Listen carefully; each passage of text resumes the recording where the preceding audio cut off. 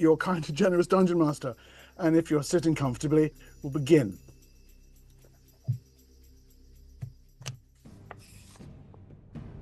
There's been a small amount of problem with the gith, which our heroes manfully solved over the last few sessions by murdering them. Stuck out at Tampug's temple on the shores of the Sea of Silt, they have discovered that gith are swarming out of a hive in the Black Spine Mountains under the tutelage of an entity known as Zigath and some other undefined others who are advising Zigath. They've given them steel weapons, advanced tactical abilities, and focus, a focus which has drawn these gith toward aforementioned temple. Here, last session, 5 months and almost 2 hours ago, our heroes laid down a heroic defense, first decapitating the leaders of and then smashing the massed forces of a gith assault force. Although the battle went our heroes' way, losses were considerable, and reinforcements are on the way. In the beheading strikes of a couple of days ago, runners were sent off back to the main gith camp. Reinforcements have been making their way across the desert in the days since and are now arriving. An hour away, another 600 gith, airborne Janath Gak assault squadrons, war enixes, and whatever other mad shit I made up in the last seconds of the previous session that's now unfortunately been canonicized, and we have to deal with the consequences of that. The fuck? Sorry, things are falling over here in my excitement. Right, so I'll return us then to the temple by the shores of the Sea of Silt. Here, Tenpug's band of former slaves have made their home. Here, our companions, our heroes, have made a temporary home of sorts. Here, they've encountered old companions as well, and a prophecy that speaks of ancient weapons stored within the temple that may only be used with the permission of its guardian spirits at the time of the temple's greatest hour of need. Maybe someday that might come along. It's possible, I suppose. Where we left our heroes after the mid-season finale, before the mid-season finale, I should say, they were busy hurrying the surviving troops, the injured inside Tenpug's temple, the civilians of Tenpug's band, some of their own numbers as well, and trying to decide on exactly how to deal with the gith war bands heading their direction. I think I'll shift it over to you guys there. You have about an hour before the gith arrive, coming in, sweeping from the south and the east. So I'll pull us over on Roll20 to a map to get some context here.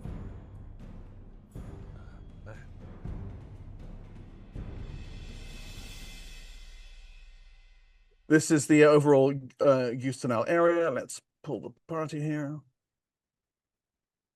Damn. Yeah, what size does that come through at? Big. Very big. Yeah.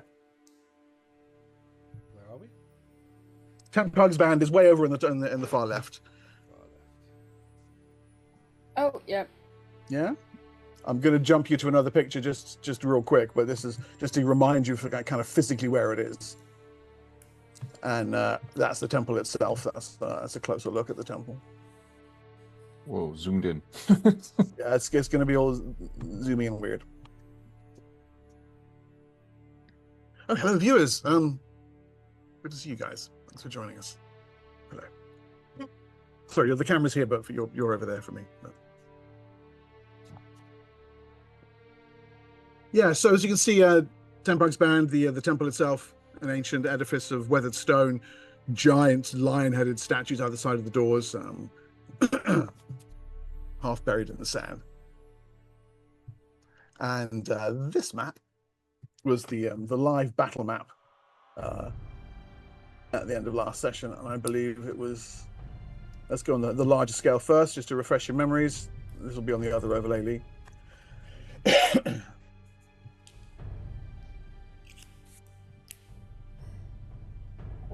Okay. So here down in the bottom right, you'll see where we kind of clustered the temple itself. There's a couple of Kreen warbands whom were helping on Zips's behalf. There's the small watchtower further out where you slaughtered your last gith. Those last few there have run away. And this is the temple down here in the corner. What were those dark circles again? Insect swarms, I want to say, of some kind on your behalf. Like you've got some kind of these giant insect swarms around the cream. Or could it have? How big are these squares? Because I don't know if I have insect swarms that can be that large. So I think it might be that pyrotechnics thing where it has ash and stuff. It was the pyrotechnics. Yes, you're right. It was. Yeah, you had a couple of those going. And then finally, this is a close up on the temple itself. Please tell me those elementals are ours. Yeah, and this is basically the state of play as it was. You can see right here the one remaining figure of House Calvorix, 10 men, right here. Scathis, the last fighting fit that you have. Within the temple, I see Thicket, Suxis, and Sior have already retreated inside, along with the injured, helping get the non-combatants under cover. On top of that temple, you have a pair of ballistas, manned, overseen by Holtip Fen. Because he's a specialist in ballistas, your 10 men are sufficient enough to crew 2 ballistas if you need it. And yeah, your elementals, and the para-elementals, I think those are meant to be the paramental beasts. Those are all... tree creatures as well, didn't we? And there's also tree creatures, yes. I'm not sure where those are on this map. They might have already been killed. Yeah. Or those could have been what we used these magma elementals for. Or they could have been killed, yes. But either rate, you can see the rest of you are clustered around on the inside of the barriers there. So for the time being, at least, there is a definite tension hangs over. There are bodies of the gith, the bodies of your own fallen, still where they lay, pooled in their own blood, broken weapons, broken bones. Outside the stockade, that's the large lines you've got outside. Beyond that, the low cloud, which was first spotted from the temple roof by Siora, then confirmed in airborne reconnaissance by Suxis and Rockform, to be the advance of several hundred gith. Remind 2 me to again 3 what times the number you've already fought. And that number brought you to this. So much hatred. So much death. What are the red and brown lines around the temple again? One of them is a stockade, but what's the other one? Wall of fire, I recall. Something like that. Wall of fire pits. Either rate, it's I remember Didn't we dig ditches. pits? Yeah, didn't we make ditches? Yeah. Yeah, Okay, so that's what it'll be. So the red one is your outer ditch, and the Mhm. brown one is your inner ditch. And we also made walls. in between. So them. the brown one is the inner stockade. Yes, exactly. Yeah. And we also have 2 ballistas on the roof. Yeah, more or less, kind of where Suxis and Siora are, but above where they are. Yeah. On the roof. Yeah. And Zuxis at the moment is airborne, because that's what I remember. That we left the game when I was airborne. You may have come back to report on what you've seen and landed on the roof, but I mean, for Okay. you, being airborne is as simple as saying I'm airborne. Yeah. Because we only really have an hour of prep before they're upon us. The question is, do we want to hold here or advance out and meet them? I think we should hold, personally. I was thinking of actually trying to tackle their air force before they get here. Within this hour? Yes. But are we not going to run out of time if we do that, though? Do you see what I mean? Run out of time. Like we meet them as they're coming this way. Well, I will do so in flying form. That's what I was thinking. I don't know who else can do flying, because the ground troops can't reach me when I'm flying. I can fly. Sorry, was my mic not? Because you saw what those bombing flying creatures do. That is not fun. How Yeah, the many? problem How strong is their flying unit? 6. What are their numbers? 6 That's, only. that's 6 units, but that's 60 Janath Gak. 16? Oh. 60. Each unit is 10. 60. Yes. Oh. You are looking at because I was immense, just thinking, overwhelming force. Yeah.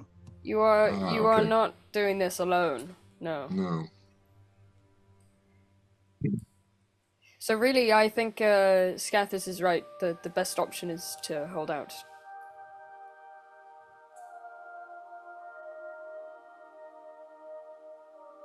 And we have time now to make it harder for them, I suppose. Because they're coming either way. Do we recall what they were dropping? Was it fire bombs? It was alchemical fire. Yeah. Alchemical fire, and that stuff is not going to burn stone, presumably. It's so if we were inside the temple. That's the approach that the Tenpug has recommended from his people, which is to get them inside and barricade. Your response was that you would hold them outside. He wasn't sure whether you could do that. The assessment, I mean, look, the board assessment is all of your men and all the remaining 50 men of Tenpug's band will die in battle with 600 gith. Never mind the Janath Gak. One or more of you may be slain in that as well. There is, of course, the Jozal prophecy, or should I say the ghosts prophecy. Yes, that we can use their magic weapons in the hour, or that it's not specifically weapons, isn't it? That they just said they're treasure. I can't remember the exact wording. In the hour, there's treasure there, but the treasure does include weaponry. Yeah. Yeah. Okay. So yes, I think if anyone wants to add ideas on how we can sort of reinforce this place, aside from just shutting the doors. Thicket, how many spells have you got left? Let me see. I have all my first and second level spells. I've used up 1/3, so that leaves me with everything else you still have. No, I've used up my 5th and 6th level spells. I've only got 4th level spells and lower. I've got 1 5th level healing spell. Did I cast Iron Skin on people? I can't remember. I have it. And maybe Scathis also, but I definitely have it. Yep, I have all those. The entire party had it. Sorry, has it, should I say. You were very efficient. You're like, wait, huh? How did I... Oh no, wait. Iron skins too. But you're talking about stone skins as well. Yeah, I have an iron skin. I think I gave an iron skin to Darjay and to Scathis, and I think gave stone skins to the rest. Yeah, that looks about right from the numbers, actually. Yeah. The iron skins are a bit higher. Yeah. Okay, so. And is there anywhere for the civilians, so to speak, to really just stay out of the melee? Well, I don't want to reference Helm's Deep, but do we have caves? You know. Let's go in. Let's have a look at a closer map of the temple itself again. Let's go back into the temple. Here we go. I vaguely remember the Jazal. They've burrowed in and out of this place, right? Okay, so you see these black bits here? Yeah. These black bits here are actually rooms, right? Yeah. There are small Jazal tunnels that lead into them, and that's where you went into one and saw a significant amount of steel weapons, armor, what you thought might have been a magical item or two, judging by the weird glows, and also there were tunnels. There's tunnels leading further down. Yes. You went down and found a chamber below where a ghost said, "Yeah, you can come and ask us for help when the temple is in need." Right. But only then. And he said, "Okay." So specific. Okay. Yeah. Right. Well, one of the characteristics of Dark Sun Undead is they actually follow very specific rules, and from kingdoms that don't exist anymore. Like the things that make them undead are principles and rules that have held them to unlife, but these principles and rules come from places that have disintegrated. So yeah, one of the characteristics is there's normally some weird fucking rule or custom, or you have to wear the right kind of hat.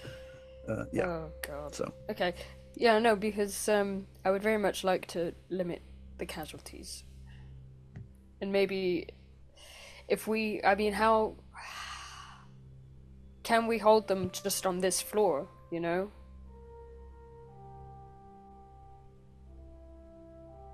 The reality is, hold them with what? Our bodies. As it stands, they have a simple weight of numbers against you. Hang on, where am I? Sorry, carry on. Do you think I can ask the spirits an hour early? I think I can go down there right now and say, in about an hour's time. Yeah, I mean, go ahead. Are you asking me as DM? Are you allowed to? But no. I'm wondering if the party thinks that's a good idea. Yeah. If you think you can get some kind of help from the spirits of this place, then by all means. Daje has been told a couple times of the prophecy. This one is able to use, or this one is able to ask the spirits that sleep beneath this place for help. Daje thinks we need the help now. He will go and ask. And Do you want me to come with you? Daje is not sure that the spirits want extra company. Then I wish you luck. Daje thanks you. And I guess he'll disappear into a tunnel. Okay. Yes. No.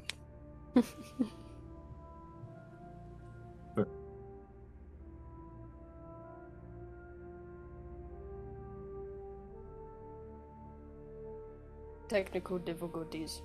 Okay. Yeah. All right, Daje, you head into the the nest tunnel. Torval and Shabas nod as you scurry down past into the lower level below. Here, the tunnel emerges as before into an access chamber. There's a passageway that must be the normal way in. Of course, that's not the route that you take. And large steel doors closed, barring access to some inner area. And yes, it is indeed here that the mysterious spectral form rises into view, making its presence known, shimmering of azure ectoplasm, and then the form takes shape. Scale child. Once more you come before us. In the shimmers behind it, you can see there are more of these things, kind of bleeding in and out of visibility, as if just passing from the grey into the material and back again. The thing is not alone.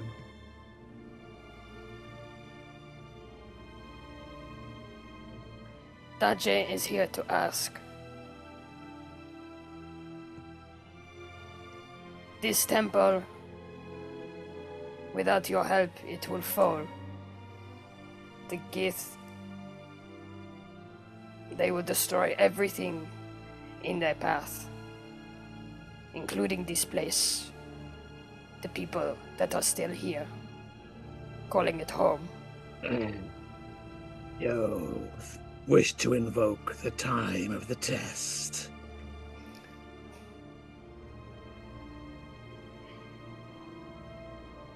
Testing.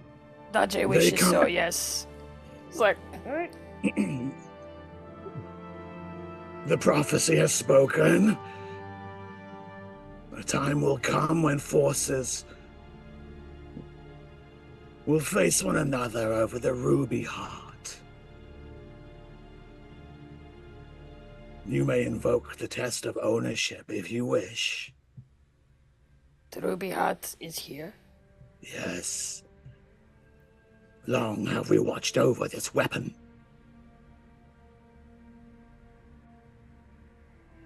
He sort of puffs out his chest, and the frills come out. Vajay challenges for ownership.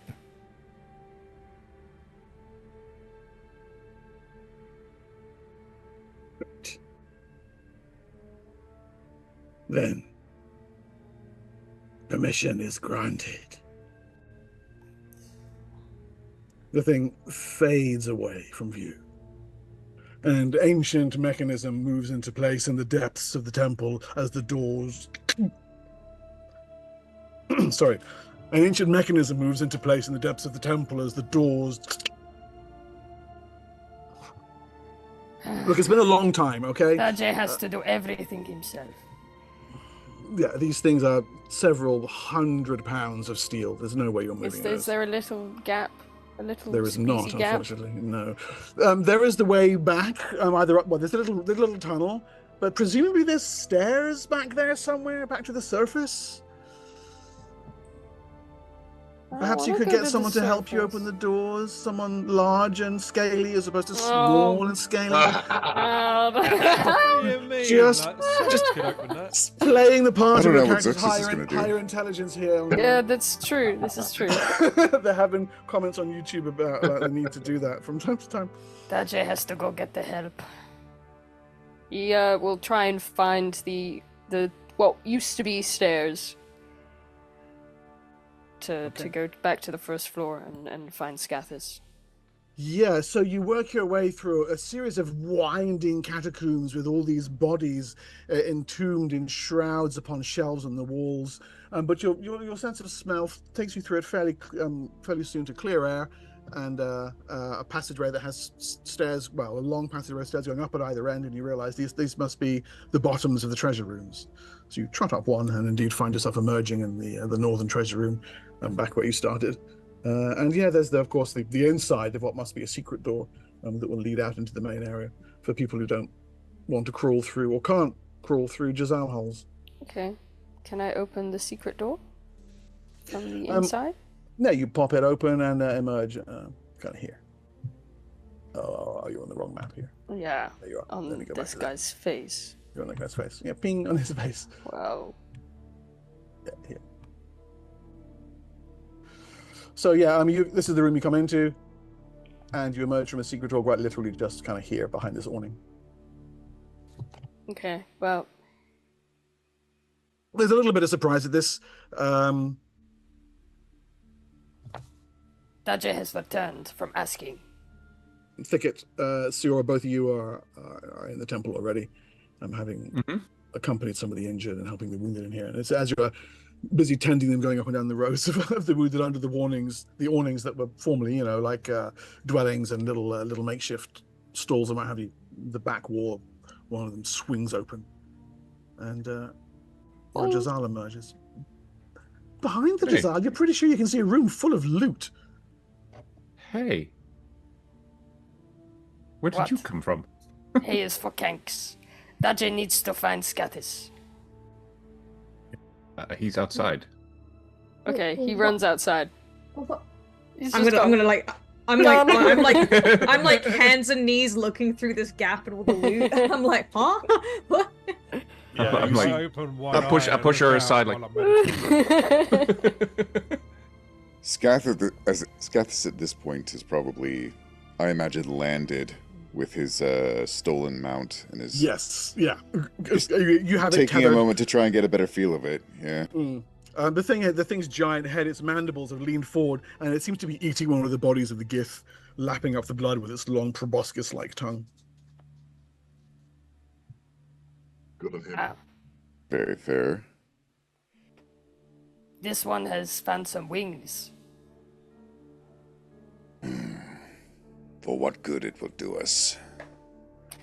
Vajay thinks perhaps you can help.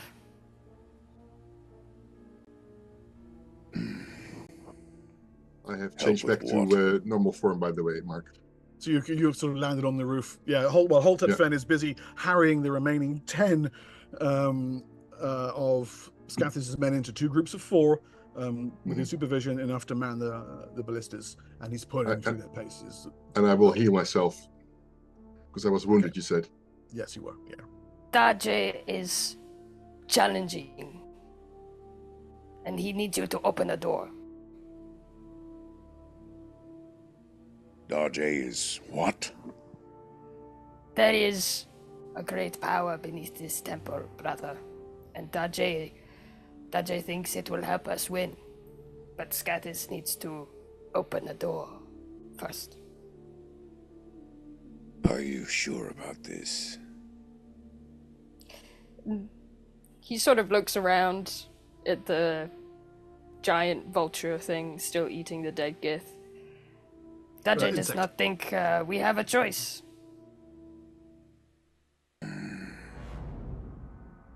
All right. Where is this door?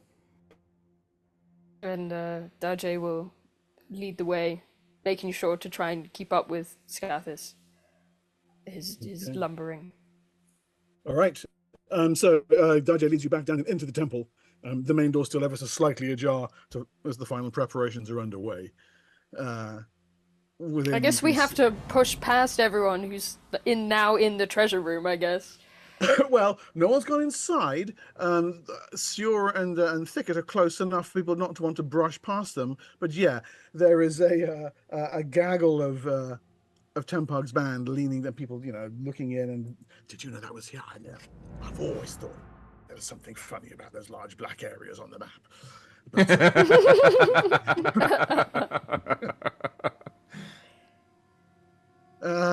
In the few minutes it's taken the little lizard to go and get the big lizard and welcome him to your cafe. I don't know. You can see in the treasure chamber, just in the northernmost one, by looking in, Siora and Thicket, gold, several dozen gold pieces in small, neat stacks.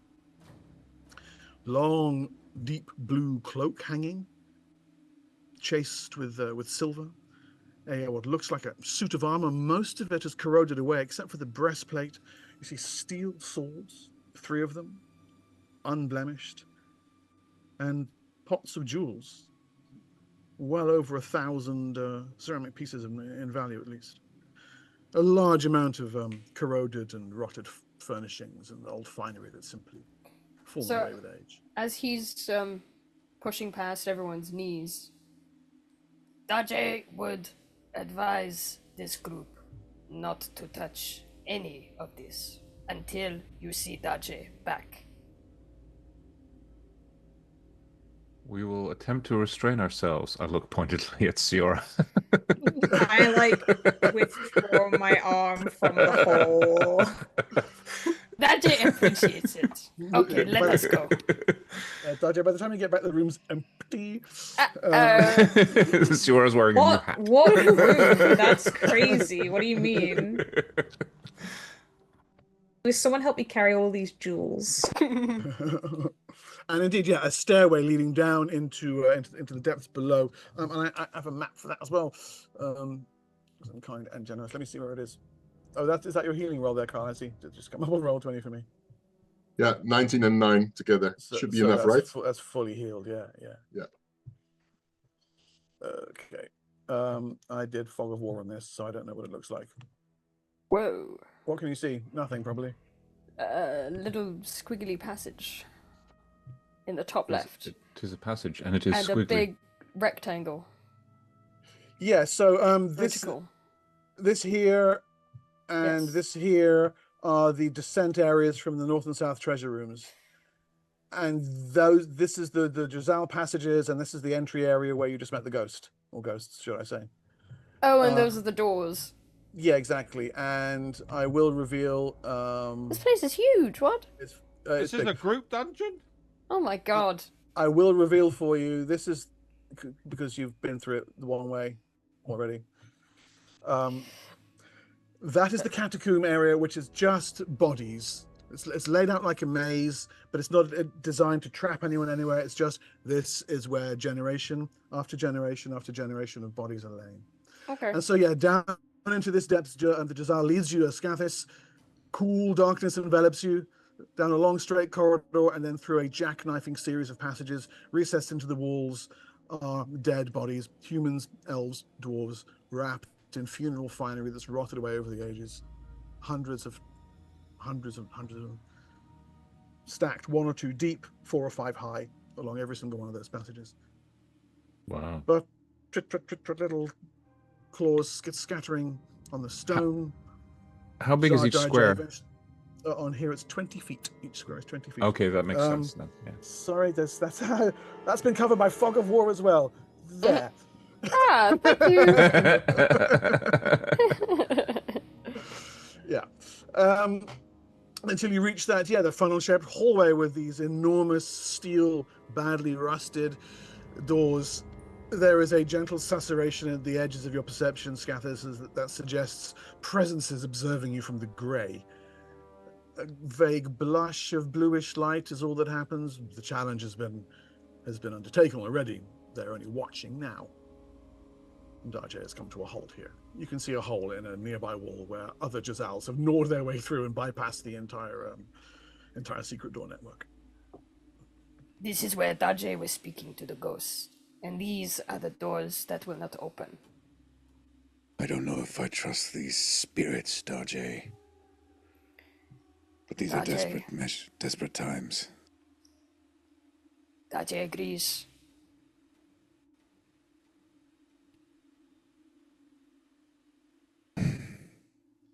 All right. So do I need to open the door, or? Yeah, you need to make an open door check. All right.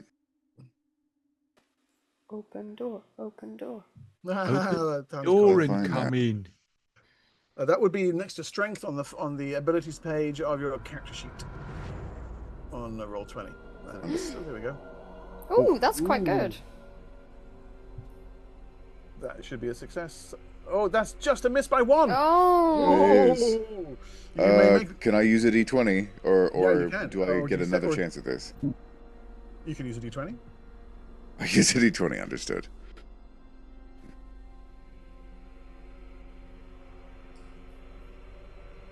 There we go. Oh, yes. yay. Okay. You bounce off it briefly. I guess readjust your stance.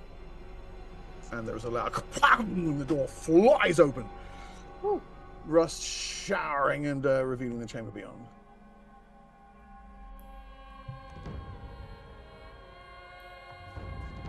Long, horizontal room. Here there are only a handful of bodies entombed in state on large sarcophagi, 3 of them, one after the other, down the center of the chamber.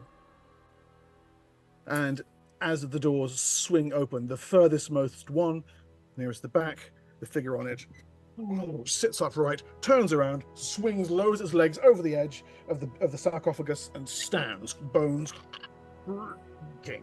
The dust and rot of ages falling away from it in a patina cloud of dust. Tiny little trinkets and bits of gems coming loose and blinking and falling away. The thing straightens its tunic, causing another 100 gold pieces gems to fall aside here and there, and then straightens his neck and turns to face you. And I have a picture of this individual as well. Ooh.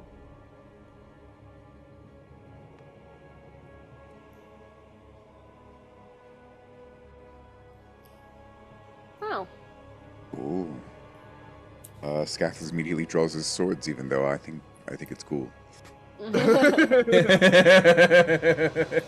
What is your name? Darjay doesn't ready his bow yet, but appreciates Scathus's ready stance. It's a cool picture, though. It's cropped from the overall picture is over a battlefield with hawks and stuff in there. It's just brilliant, really, really cool. But anyway, the thing regards the pair of you.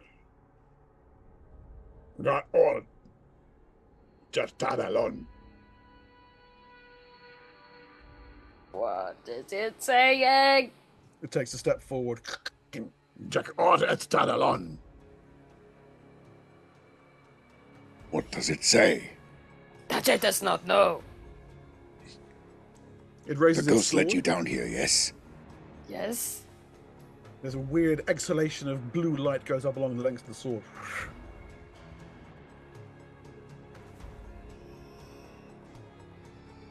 Who disturbs a Knight Protector of Taralon? The Knight Protector of Taralon is disturbed by this one, Daje.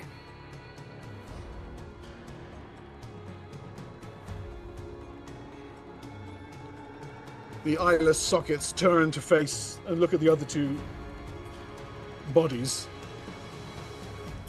and then down at itself.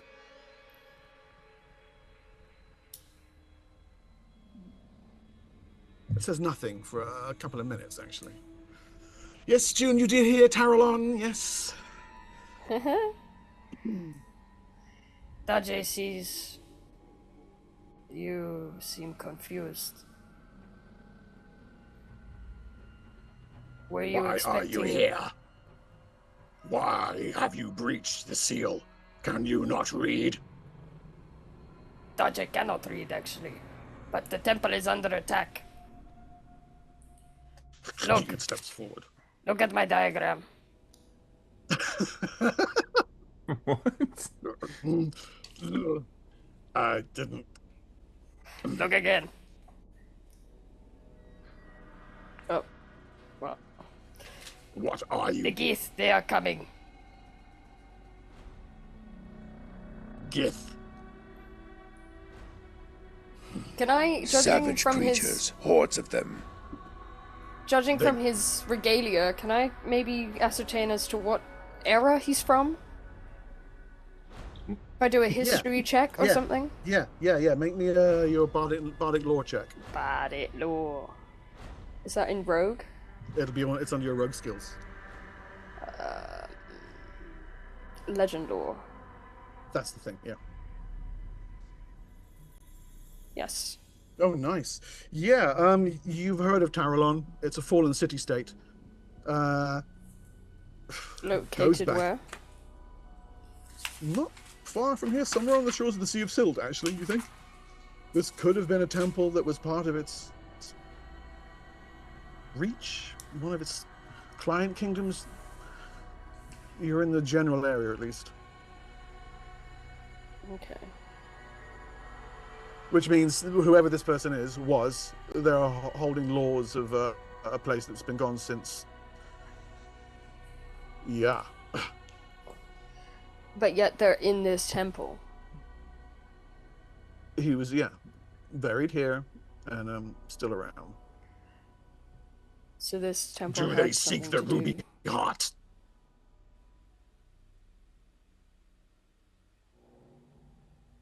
They do seek it.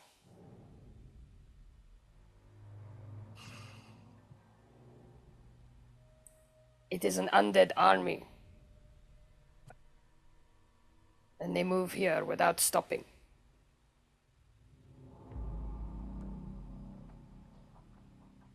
Are they undead though? The Gith army? No. Yeah. No, they're not. No. I thought they were. No. Nope. Would you like to retcon that? Yeah, please. So that I don't look stupid. Thank you. No, Scath has already said they're an army of savage beasts or something. Yes, okay. Something similar, I think. We'll go with that one. We'll go with that take.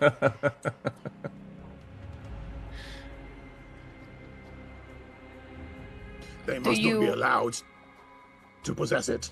Do you have it here? Is it safe? It is guarded. It is your duty to guard it, yes? Yes. It is far too intelligent to be allowed into the world again. You would defend it with everything all your life. Such as it is. That is why we were interred here. Why did you break the seal? This was made clear. Ah, yes, you can't read. Daje is glad you remembered. He has broken the seal. He has come here to ask for your help.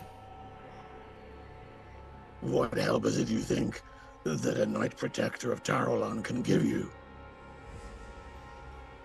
Daje had heard about the city-state of Taralon, and its magnificence, and this temple.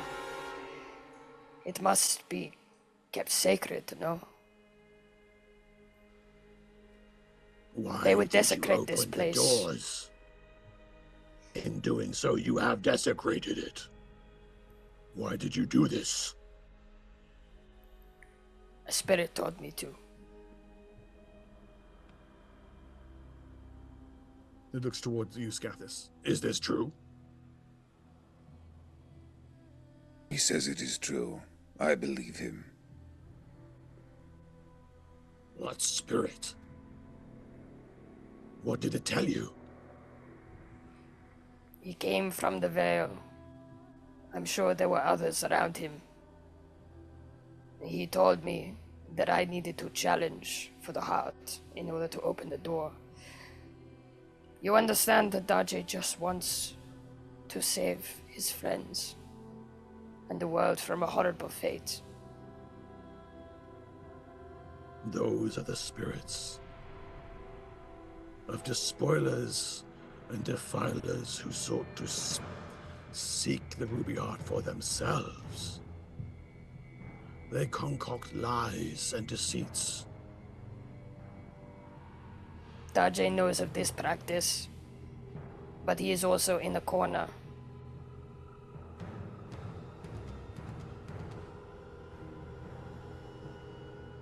You wish permission to use the ruby heart. If you think it can be used, Daje thought you said it should never leave this chamber. I am trying to ascertain what your purpose in breaching this seal is. Daje would not use it for himself. You ask for help from this Knight Protector. But you have not made clear what form this help is to take. My task is to guard the ruby heart. If you wish access to it, my answer is no. If you wish to despoil this temple, my answer is no.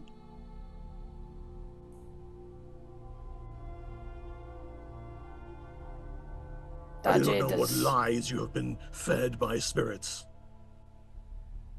This weapon must never be allowed into the outside world. What makes it so terrible? Its intelligence. Daje is pretty intelligent. All minds succumb. And maybe Daje's will succumb. But this needs to happen. For many more to live. What is so fearsome about its intelligence? It is malignant. It is a weapon that knows it is a weapon. And this ponderance, it is dangerous. Yes. So if you wish it, and the thing literally cracks its undead neck, you may test yourself against me. Oh, shit. Scathis looks questioningly at Daje. Daje does not see another way out. The gith will slaughter us all. We need a weapon strong enough. There is one right here.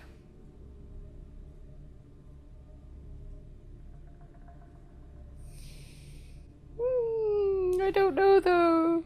The player in me is like, ah! Like, but, what is you my know. character saying? Shut up, Oh my Daje. god! Am I getting die? Yeah, well. Looks like a something for a group maybe. Yeah, you know, but it's I don't know. Should I go get the group? Daje will be right back. Yeah,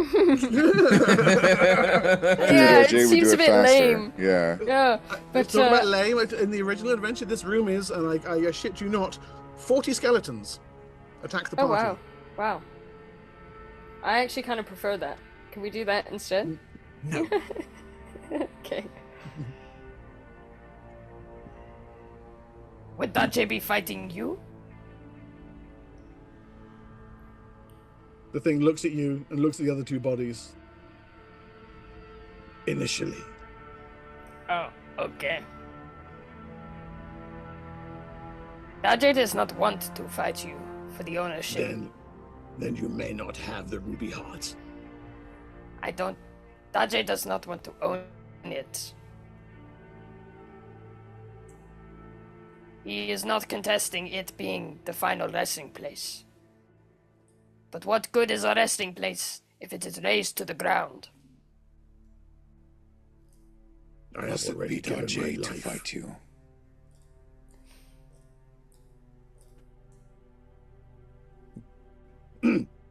There is no tradition here, warrior. It literally there's a kind of backward swing of the sword, something from a long forgotten practice routine when it still had flesh and sinew. I hold this door by dint of steel. Any who can bypass me may throw their lives into the abyss that is the ruby heart. Dache It levels would the not blade at want... Let that be you as much as any other.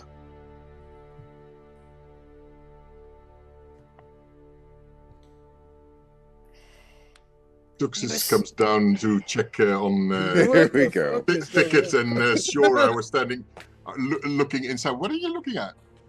You guys can probably hear the echoes of this conversation, if nothing else. We're just been like, shh. Like glass against the wall, like. Can you be quiet? I'm just like- trying to concentrate. I think he's gonna fight him. Fight him. They want a challenge to a duel of swords. I think. Who are they talking to? I can't. Senex, I can't see. I know as much as you do. If you want to, open them and listen into the wall. You guys. I I'm just hide like- my senses. Should we go help them? I want to. I don't know if that would mess with anything. I mean, I probably should. Why are we not? Okay, Why are you still crit. standing outside here? Did somebody tell you to stay here or what? Dache wanted us to remain, but I don't know if I asked he- RJ if he wanted help, and he said no. And then he came back for Scathis. Like, I was a little bit hurt. For help, no. Like, I wanted help, just not yours. I want real Yeah, help. that probably is what. Yeah, exactly. Mr. DM, Yes. I manifested heightened senses, and Yes, I sure. actually crit, which Oh, okay, cool. means I get to sharpen.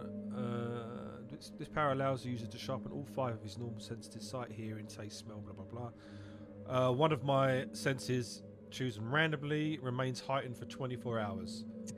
I'll use my D5 for this. D5s. D5? Yeah, I was mocked for this earlier on, I should point out. Yeah, today. you're not allowed to So, mock it number because he one- will. Yeah, What no. on earth is a D5? Well, One it's would be D10 divided by sight. 2?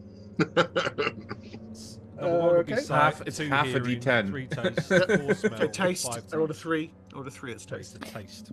I mocked the D5 earlier today, and I got sent to the Shadow Realm for 5 days. Imagine that. You can I taste rolled- next Tuesday.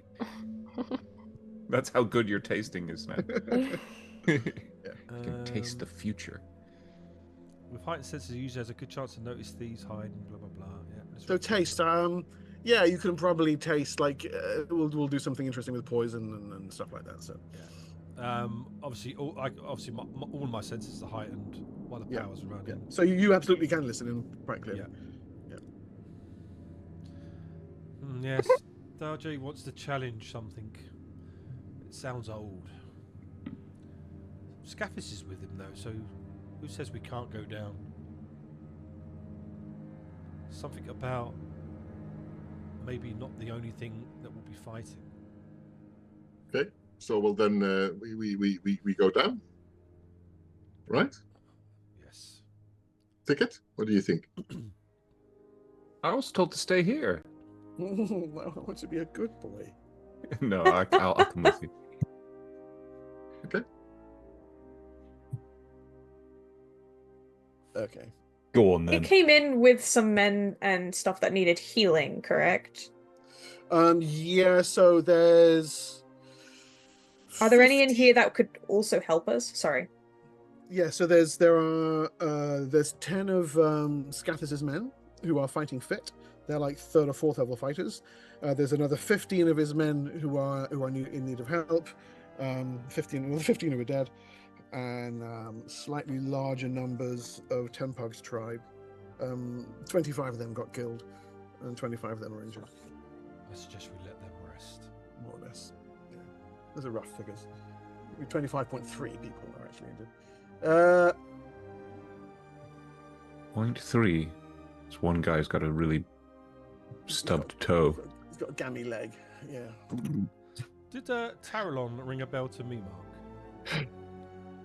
You can make me a roll for that, please. Yeah. Yes, success. I would suggest that we leave the men here and spare them the, just in case it turns out really bad and then we lose all the fighting men we have. Yeah. Okay, so I'm just putting this guy, he's over here by the door, okay? Are you on that map, by the way? Have I pulled you over? Yes, I have. Okay, so you can pull your counters onto the map if anyone wants to actually be in the area. And I've put High Protector, Knight Protector Valax where he should be.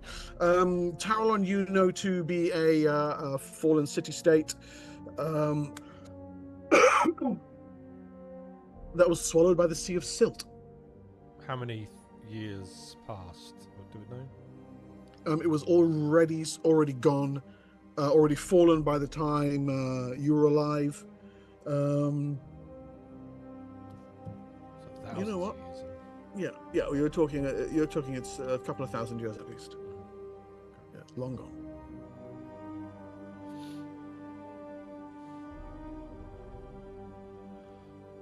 We'll take a walk down there to catch up. Okay. How many of you are going to join the lizards? Lizards. We all are, right? Yeah. I feel so large in this map. Yeah, the squares are, as I say, they're 20 feet, so your entire party can actually fit in there. Fit in a single square. I'm a huge halfling. Yeah. You're a ling. Yes, I'm just a ling. Okay. A fulling. Yeah, Scathis and Darjay, you hear your companions traipsing their way down through the passageways from the upper levels, making their way through the catacombs until they join you in the entry area and beyond. I guess the chamber of testing. And as I mentioned before, here in this spot here, and in this spot here, and actually where the Knight Protector is standing, are sarcophagi biers on which are lying bodies. Sort of in the middle of the room. Two of them are still occupied. Yeah, down in the middle of the room. Yeah. Not that it's hugely important, but are they lined along the length of? They're aligned along the length. Yes, their head and feet to door. Okay. Yeah. Does it look like this guy? Sorry. Go ahead. No problem. No, I was just gonna say, does it look like this guy came out of a sarcophagus? He was lying on top of one. You can actually see where the dust has been displaced by him standing up. There's bits and tatters of his clothing lying where he was laying. He's clearly been lying fairly motionless for quite a long time. And as your group traipses your way in, it's not quite sure how he manages it, but the skull tilts in such a way and the shoulder in such a way that he appears to be cracking a half smile at the larger group of individuals traipsing down from the levels above. A wise tactical move, he says. I am not alone. You should likewise not be alone. If you choose to test yourself against me, welcome! Welcome all to your deaths! I am Knight Protector Valax of Taralon, Kaishaga of the Temple. And this is Daje's group. And nothing, and Daje really means this, has ever gotten in the way of our goals. Can I just here together? Good. Can I just really quickly does Thicket know what a Kaishaga is? Because that sounds like a thing he might know. That's actually the kind of thing you know. Yes. Yes. I pull everybody aside. Not even. Go. I'm just like. You're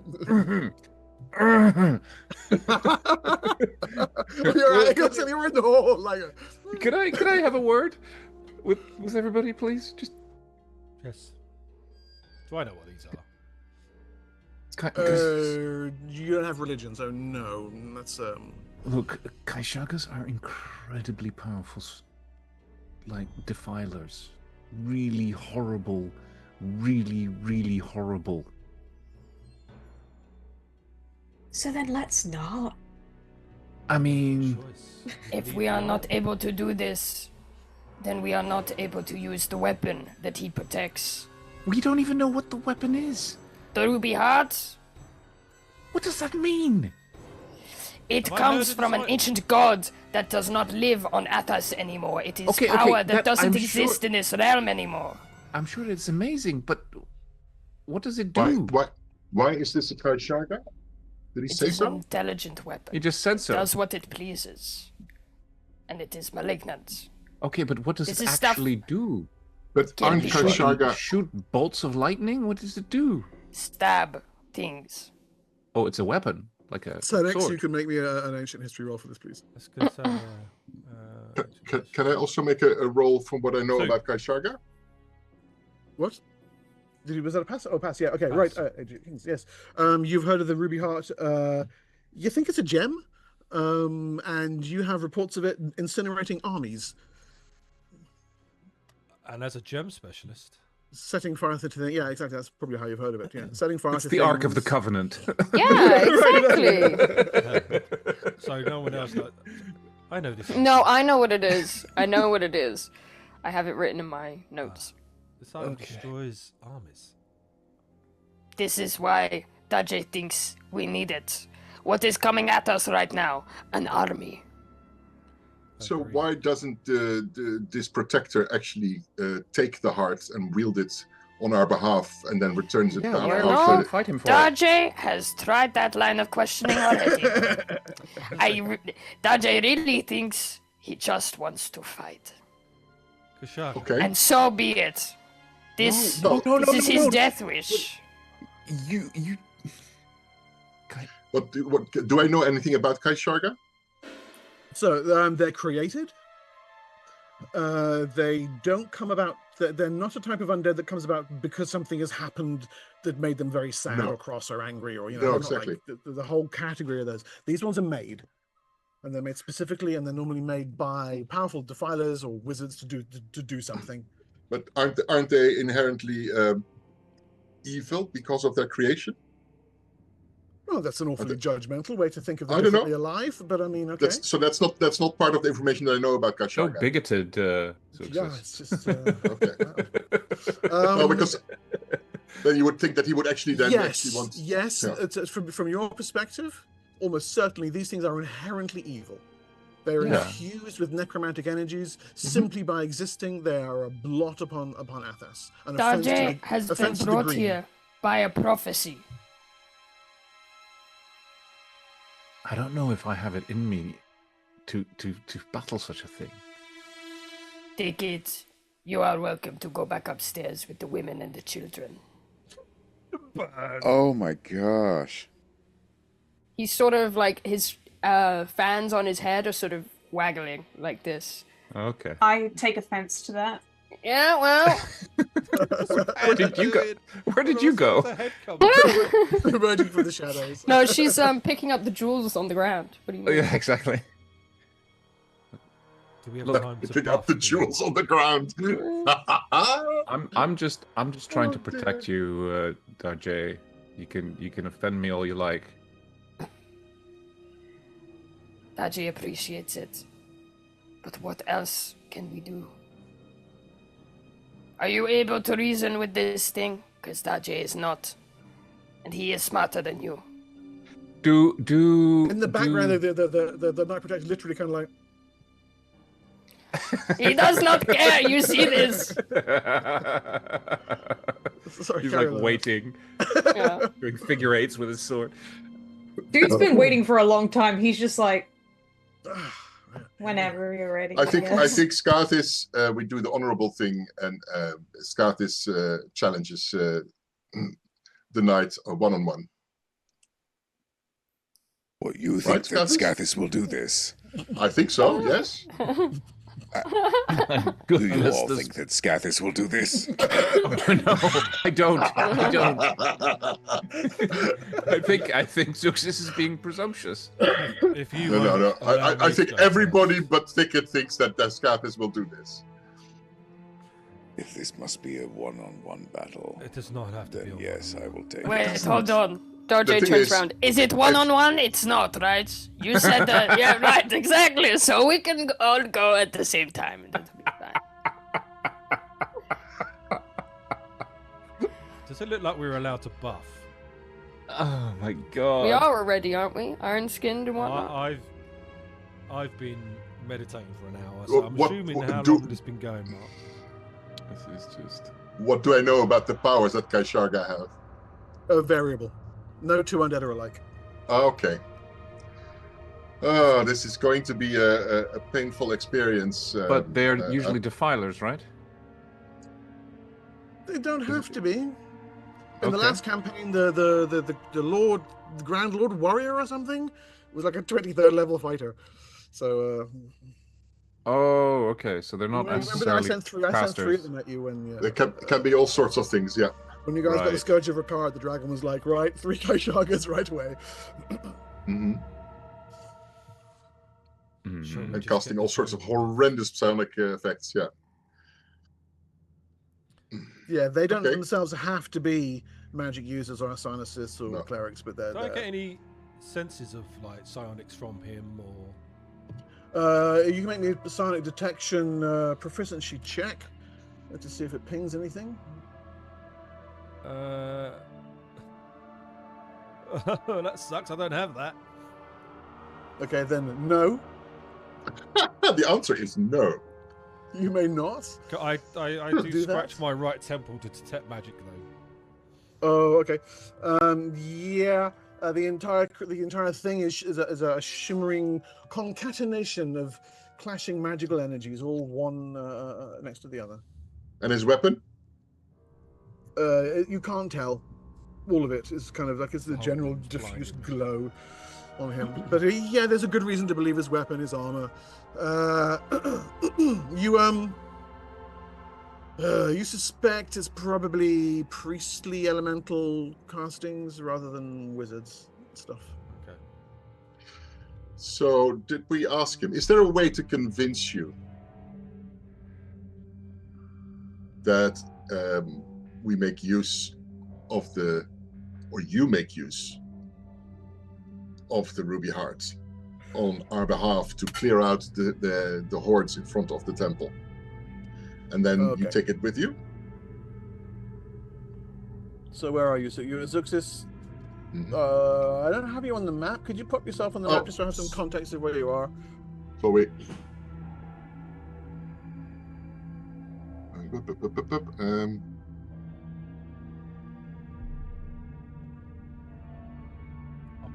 be right back. 1 second. Yeah. You're there. Okay, right. Okay, then yes, he'll come like halfway down the room, between the other two beers, hand trailing along the dust on one of them. That is a question of epistemic philosophy. Mm-hmm. It cannot be answered without empirical experimentation. I will not be drawn into theoreticals.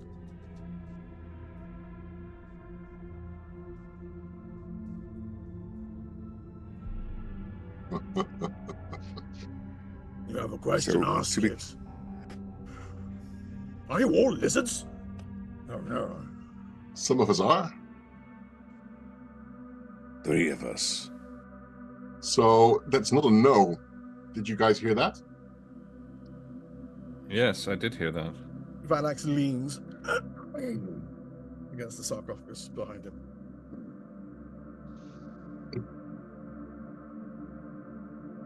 I'm sorry, do you just wait? Do you... Yes. Do you not get bored? No. No, you'd think I would. But it's not like sleeping. It's like not being. And then something You switch on when somebody arrives. taps me on the shoulder, yeah. What is this one waiting for? Just the challenge? Yes. To ensure that none obtain the ruby heart. Even we if do not it's... wish to obtain it, though. We only wish to defend this place. Isn't that also your purview? This is, there is a tension here that I have not yet been forced to address. So address it. Because you're being forced to address it now. No, you are saying things. That does not force anything. Can I try and... I don't know if this is possible. I'm trying to remember all my abilities and stuff. Is there a way for me to talk to him in a way that either tries to persuade him to let us essentially borrow it, or join us, or alternatively, kind of not really want us to lose? So that way he kind of maybe goes easy on whoever he goes against. The short answer is yes. The long answer is yes, but with more words. Love that. It's yeah. Yeah. Yeah, your perfect lie ability. What I miss? Is it? Your character has exploded again. Ah! You need to stop doing that. It's crazy. I don't. The charlatan, the courtesan. Courtesan's master a special technique called the perfect lie. Manipulation so flawless, so internalized, it is undetectable as anything but the truth.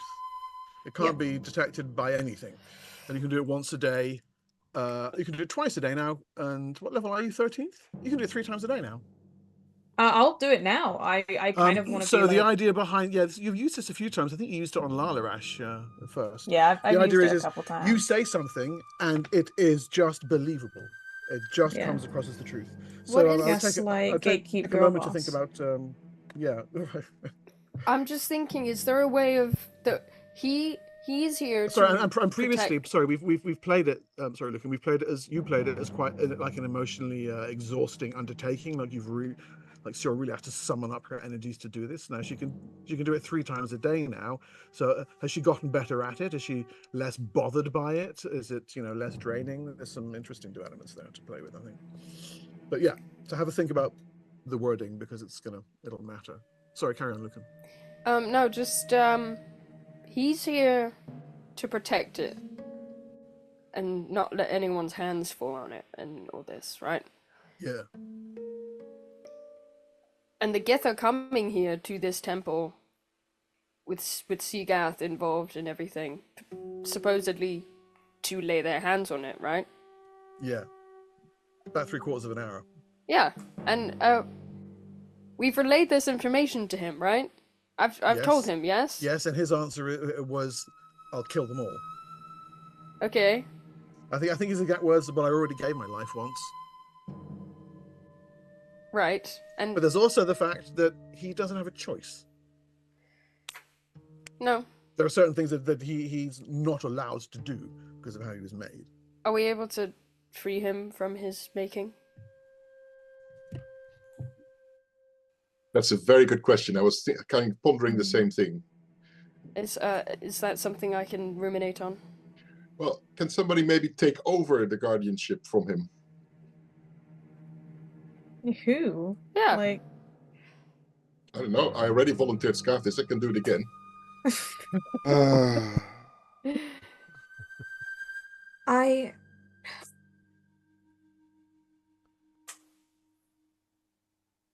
The thing that you have been forced to do is not fair, and I think you know that, and I'm sorry.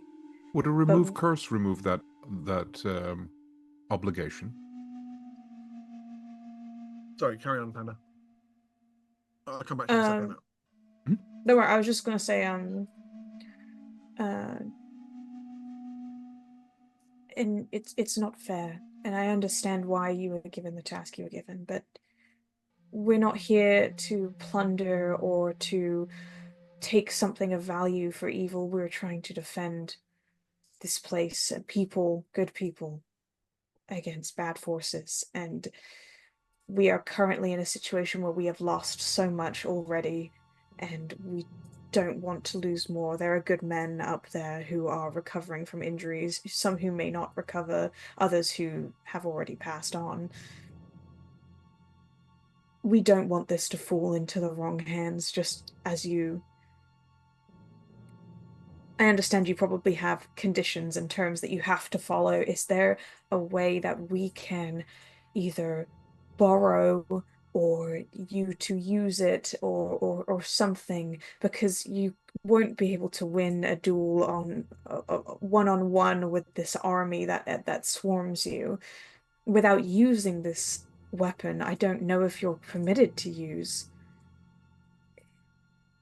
We truly just want to help, and if we can help you escape this horrible fate you've been trapped in, but we need that heart, and we don't want to have to fight you. I think I have a solution, maybe. So just quickly, that's a use of the perfect lie there, number one. Mm-hmm. Right. Okay. So as fundamental groundwork, you see it. You see it strike home. The shift in the creature's shoulders. It nods. Its acceptance of your good intentions is foundational. I see this. No, I see you do not want this for dark purposes. Sorry, Arnott and then Carl. Arnott, you were going to ask me about remove curse to get rid of which condition? Just his obligation to fulfill some kind of... If it's a curse. Yeah. If only if it's a curse, like specifically like a curse spell. If it's part of his like a ward pact or something like you would do with a demon or something, then no. Yeah. And Carl. There is a way. If this thing can be destroyed or taken away, we can combine the solution for this is that he takes on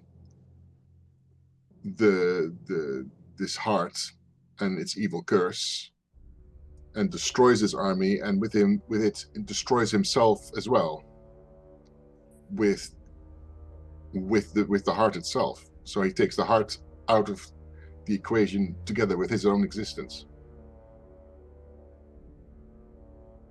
So then he still protects the heart of the... This is Suxis talking to Siora, right? Or to the party? Yeah. I am not powerful enough to wield that thing. Oh. Balak says. You're Kaisharga, you're not. Who among us is? Good question. Is it one who needs... Sorry. That is the only exception I can think of. What was the exception? Sorry. You have convinced me of your good intentions. If one of you could convince me that you were powerful enough to master the Ruby Heart, I would be allowed to stand aside. I feel it. Yes. Yes. That is the condition. None are powerful enough, therefore none may touch it. Well, is it for physical strength, or is it magic abilities? What method of strength are we talking about? Emotional resilience? Intellect. Intellect. I look at Darjay. And force of personality.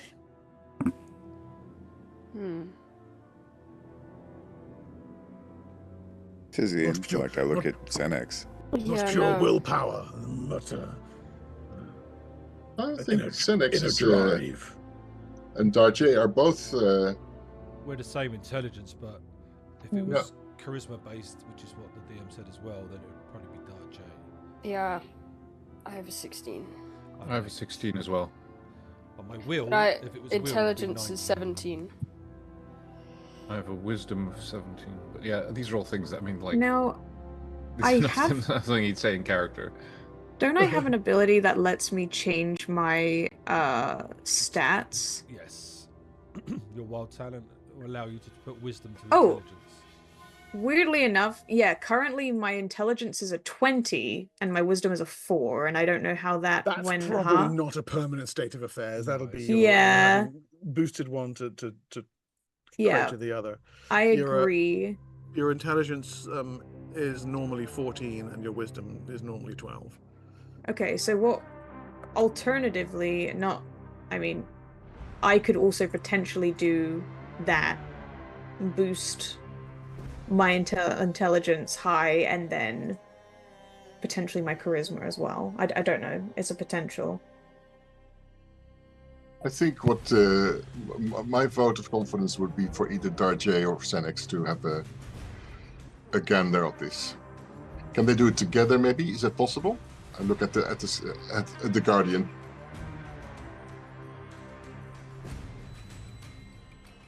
It looks back at you.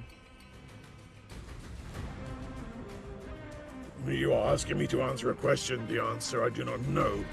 Okay. You must tell me. Mm-hmm. I must be convinced of this. I think it is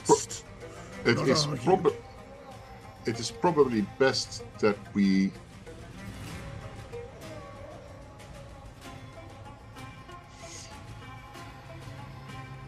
look.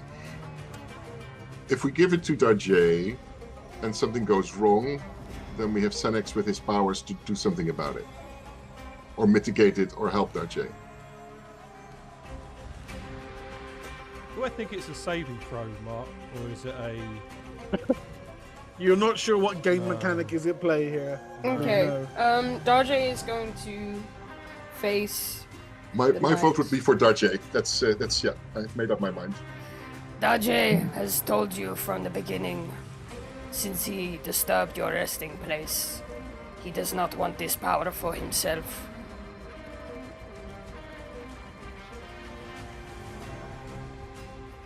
Will you let me pass?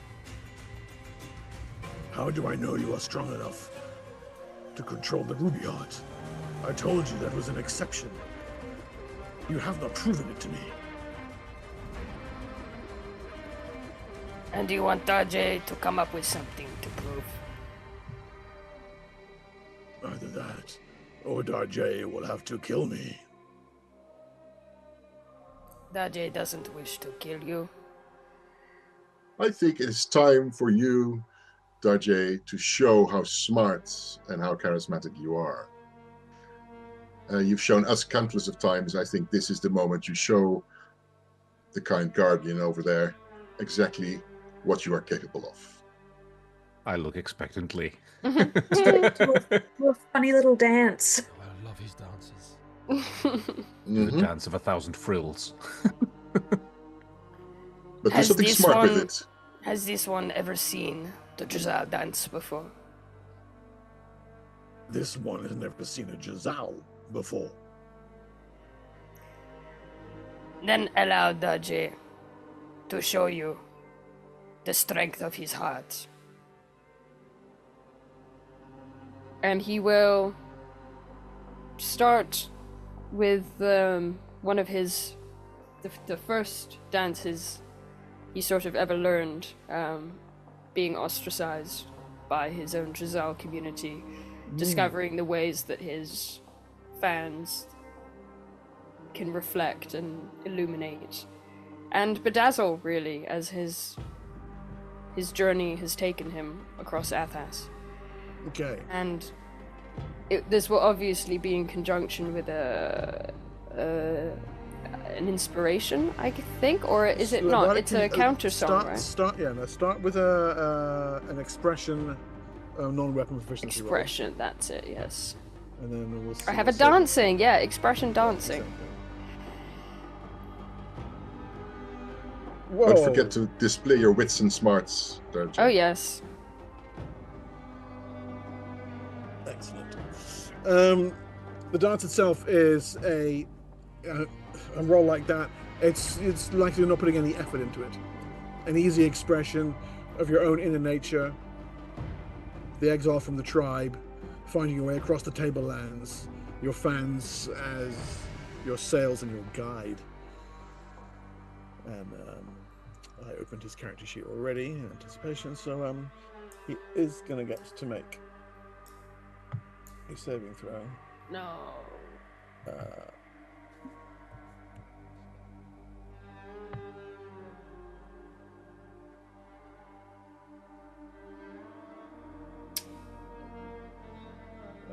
Okay.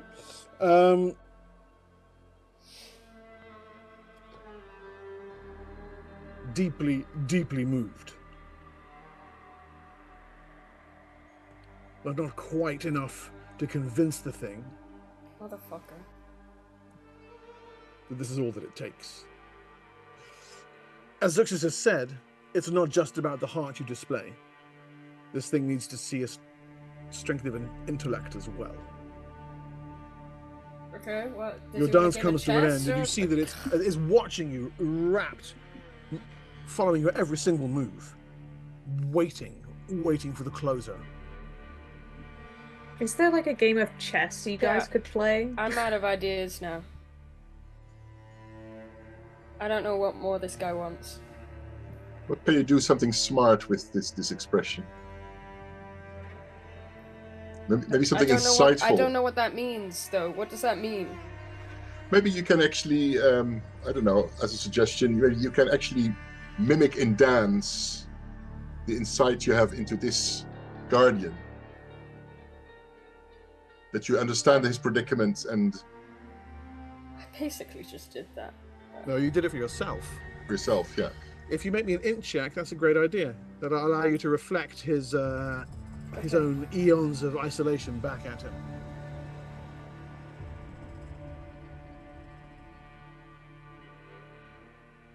Whoa, that's a crit. Good timing on the suggestion. Perfect roll. And it's again the experience of the creature without muscles or a face, nevertheless manages in its set of head and body. And I definitely mimic his twitching that he's been doing. Relaxes against the beer as the second phrase of your dance ends, and then nods to itself.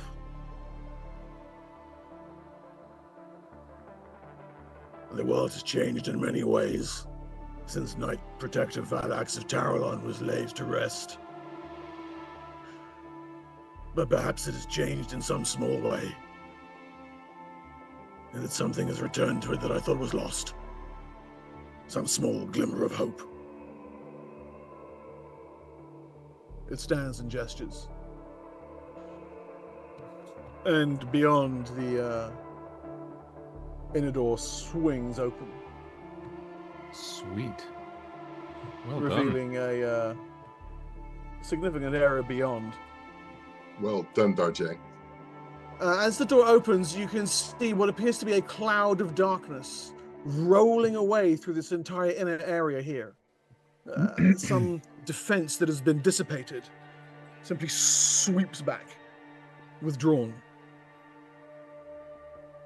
The Knight Protector of Taralon bows his head,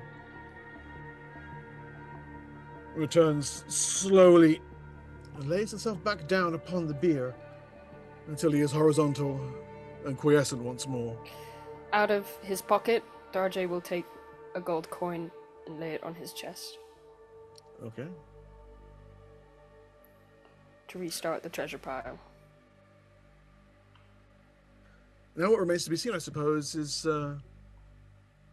whether you were lying or not. That he never lies. Okay, well... incorrect, but okay. No, what do you mean? What are you talking about? So, yeah, if the room is all still, then... Do we all go with you, or...? Yeah, so this area through here... These doors have swung... Sorry, carry on. No, after you. Okay. This door here, you can see had a large mirrored surface upon it. You're not quite sure what defense that would have been. And this weirdly shaped set of corridors beyond, as you walk through them, they're empty hallways. You look left and right, wondering to yourself what strange mysteries that receding shadow you saw could have concealed. To answer your question, Daji thinks that this experience is proven to him. No matter what prophecies say, we should stick together. We are stronger this way. Before we go further in, I would like to cast 2 spells. Yes. I would like to ask Thicket to join me in prayer. Mm-hmm. And to also ward us from everything evil that we might encounter in there. Protection from evil. Yes. Yeah. 10-foot radius, that one. 10-foot radius, yeah. Well, the picture I just popped up gives you a good reason for that.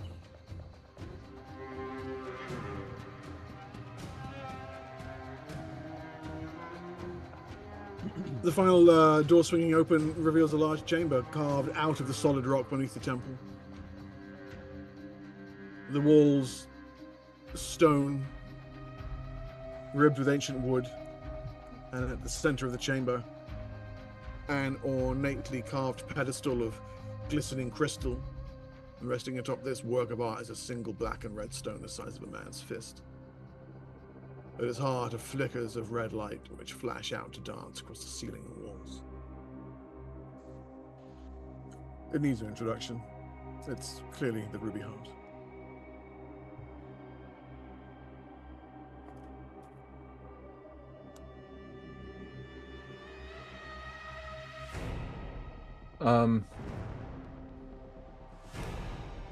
Can I scan the room itself to see if there's anything unusual? I've still got detect magic going again.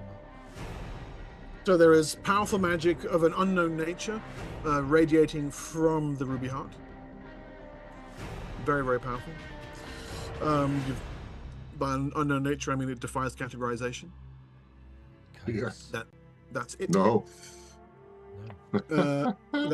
That's it. As for magical energies in the room other than your own companions, of course, as you can see in the picture, standing around looking surprised and shocked at the appearance of the entirely predictable magical artifact.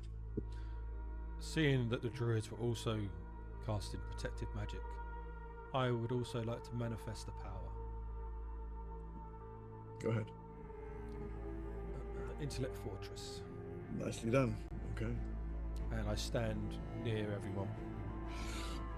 All of you feel a gentle settling of psychic protection as Semnix's Intellect Fortress is erected around you. Good. Good. Should we maybe make a small inquiry of the Fates ticket on how Darjay should approach the next step? I can cast an augury. Yeah. Is it good? What the outcome will be when Darjay takes hold of it, or something like that? Or I could go one further and do a divination. Do you still have the spells? I do have the divination spell, and I also have I have access to both still. Nice. Okay. Divination is this level 4 or 5? What's it? That's 4. Yeah, I can do that. Divination's level 4. Yeah. This picture is size for the regular overlay, by the way, Lee. I just accidentally switched off. had the book open, then I actually X'd it out, and then it just closed. What, for divination? No, just the player's handbook. Just turned it off. Hold on 1 second. Yeah, you do the divination, and the other one was the augury. That's level 3, right? Level 2. Or level 2 even. That's a yes/no question. Yeah, they're very vague though. Yeah. Divination is better. Augury is very vague. Well, yeah, we can do the combination of the two. Divination spell is used to garner a useful piece of advice concerning a specific goal, event, or activity that will occur within 1 week. This can be a simple short phrase and can take the form of a cryptic rhyme or omen. Unlike the augury spell, this gives a specific piece of advice. For example, if the question is, where will we do well if we venture to the 3rd level, and a terrible troll is guarding 10,000 GP and a shield +1. The divination response might be ready oil and open flame, light your way to wealth. Something like that. In all cases, DM controls what information is received from additional divinations will supply additional information. Note that if the information is not acted upon, the conditions probably change. The base chance for a correct divination is 60% plus 1% per each level of experience. So you guys got about a 71 chance. Pretty good. Yeah. I guess the question, we need to figure out what the question is. Shall I start with an augury and ask whether Darjay picking up the ruby heart is a good idea? Yeah, whether it's whether that will benefit us, the party, and the inhabitants of the temple. Yeah. Okay. That's the augury spell that I will cast. Yep. And then you can think over a little bit on the divination. That's a resounding yes. Yes. Absolutely, yes, it will benefit you. Okay. The fates say yes. What do the bones say? The bones say nothing. Can I get anything knowledge-wise off this item? Follow the bird. Follow the river. Like we know just from looking at it, no, you need to touch it. No, touch it. You're not going to make me touch it. Nope. Just have some backbone, for God's sake. I poke it. No. Okay, so I have 1 diamond. The spell requires a sacrificial offering. Yes.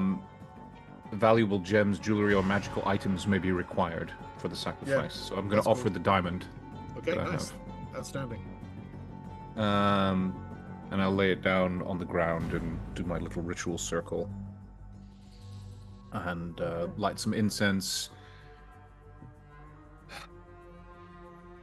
Ooh. Okay.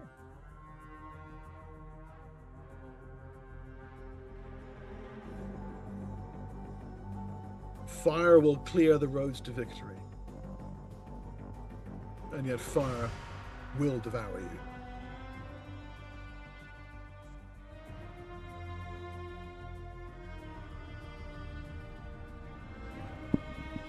Okay.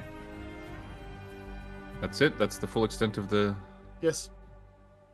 I relay this gem of information to everyone. It sounds to me that we need to protect Darjay from fire. Can we? Potentially kill you. Yes. Even with protection, Darjay may not come out of this. Yeah, that's not acceptable. Let us think of something how we can actually ward that off.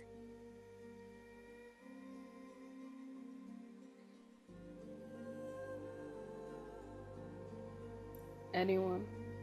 Yeah, I'm looking at it. Do we have any like anti-fire weapons? Yeah, I think that is in the realm of thickets because of his magma sphere. It's not in mine. I have elemental forbiddance. You have water that might also be against fire. Yeah. Hold on. Yeah. I mean, don't some of us have armor that's anti-fire?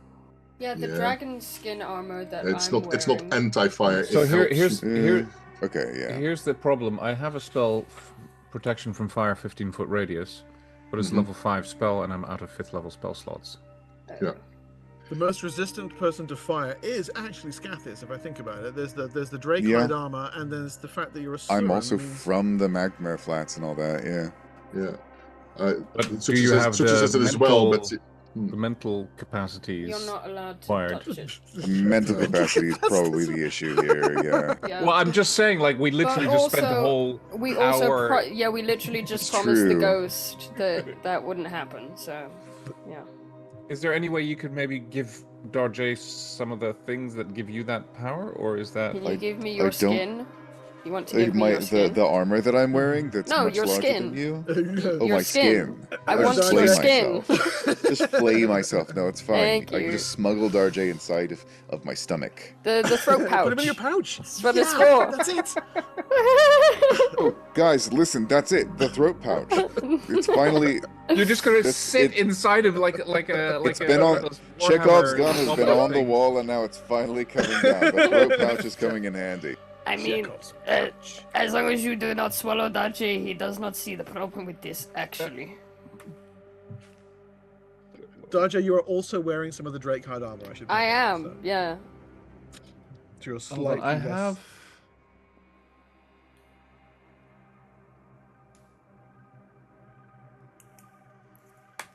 I can control the temperature, but I don't think it's going to do you any good. I'll still be on fire.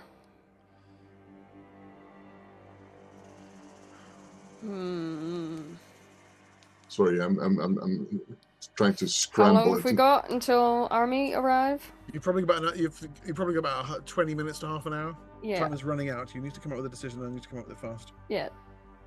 Well, the decision's made. We're using the ruby heart. Right. But. Look, worst case scenario, if it does kill you, I can raise you. Oh, okay, tomorrow. brilliant then. Right, all right. Let's do it then. What we standing here for? I don't know. I'm just saying, like, I have, I don't have another 6. Oh wait, yeah, no, I can't do that until tomorrow. So I'm gonna rock. Fine. Can you we put can me wait on a day. ice That's not a at problem. least? I don't think I have ice. Can you make some then? Yes. No. Yes. Yes. Thank you. It's I'll preemptive. try. I don't want to get all gross. He's a bit whiffy. Yeah, I don't want to be whiffy. Shame fire's not kinetic, but it's... Hold on 1 second. So you stare at the ruby heart. It stares back at you. Strange flickering lights playing across the surface of the room. Darjay is hesitating because obviously he knows what this means. That he might not come back from this. Yes, you told the Kashagra a bunch of lies, and now you have to make good on them. So he turns to the rest of the group then. This is Darjay actually is interesting. We could actually consider, if the push comes to shove, to use elemental bonding to heal Darjay. If you look at the wording of that spell, that's actually an interesting approach in his condition. Yep. Why? Anyway, let's go. Carry on. Darjay was just saying something. Darjay is not sure what is going to happen. He is hoping for victory for all of us, but if not... Wait. I have protection from fire as a spell. It's level 3. Well, let's start with that, yeah. Yeah, it's just not 15-foot radius. No, it just needs to be on Darjay. Yeah, exactly. I just realized... Hold on. Bowlocks. Where is it? Oh, here it is. Okay. Area effect 1 creature.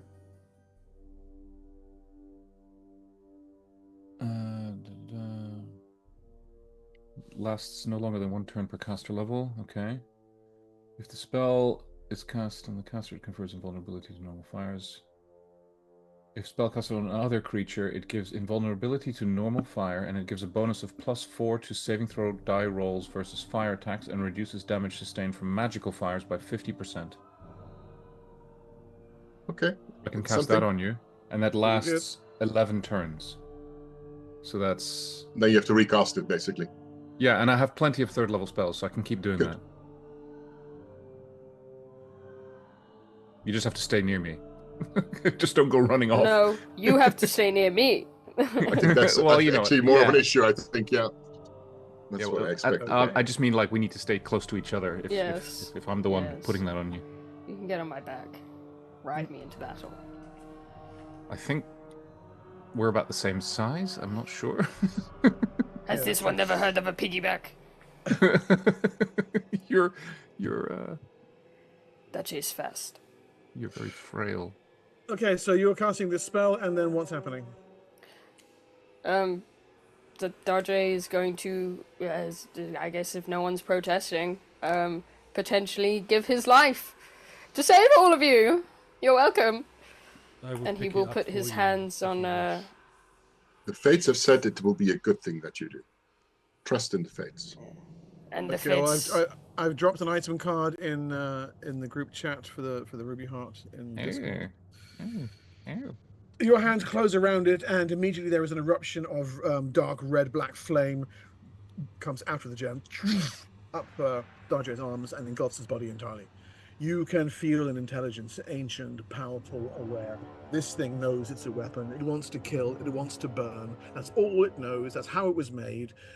A mind was put in it and forged like a blade to want to kill.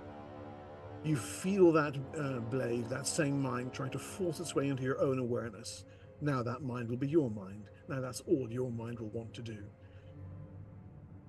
But it skitters off your psyche like a poorly honed blade off well-forged armor. Your intellect, your force of personality, and the fact that you're a badass fucking fighter bard with considerable numbers. Who's almost about to be level 14. Under your belt is more than enough to hold. Puny heart. Hold easily. I'm gonna give... The full panoply of its powers becomes available to you. Holy they will describe on the card there. Sick. I can do some crazy stuff, guys. Oh my god. Oh my goodness. Look at that. But the fires don't go out. Do not touch Darjay. Yeah, I was gonna say, could I have given Darjay a hug before the flames? Or... Smokes. Shit's on fire, yo. Yeah, so what do you do? Let us go and meet them. So you can sort of see damage now if he's engulfed in fire? He does not appear to be taking any damage at all. No, but you can sort of tell that he's a little more aggravated than normal. His nostrils are maybe a bit more flared. There's a bit more color in his frill. Well, could he bite? Could he bite? You silly fool. Does he bite? No, he's completely friendly. No, he's friendly. He just bit me. Very well then. You head up and out of the crypt and toward the upper levels. The light of the Ruby Heart fills the passageway, surrounds you, and announces your coming like a burning herald of death. People clear out of the way, even as its illumination precedes you up the stairwell, the doors of the temple thrown wide. As you emerge onto the blood-stained sands, you can see, like twin pincers, the gith have put themselves into two attack formations, moving in rapidly now from the northeast and the southwest, and overhead, the Janathgak air assault squadrons. Okay, can you please pull up a map for me? Darjay. Thank you. Shall I convey you the power of flight? I need to see the map first. So this is for the large overlay.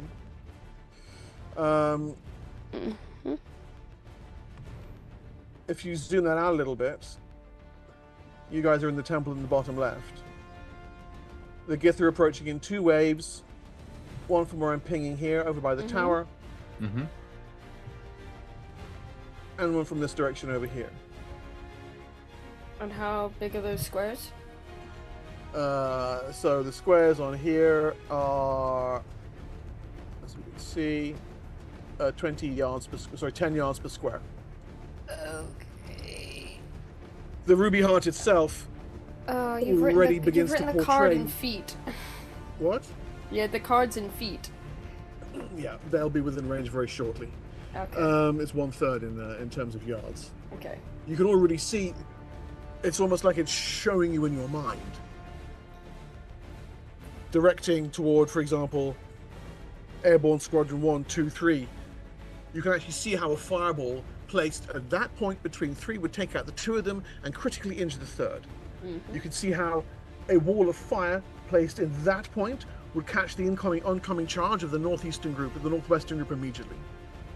You can see how a domed wall over here, and perhaps even pyrotechnics set off there, would then hamper the group of the southern charge, allowing you, once the aerial groups have been destroyed, to land fireballs there, and there, to do the same to the infantry.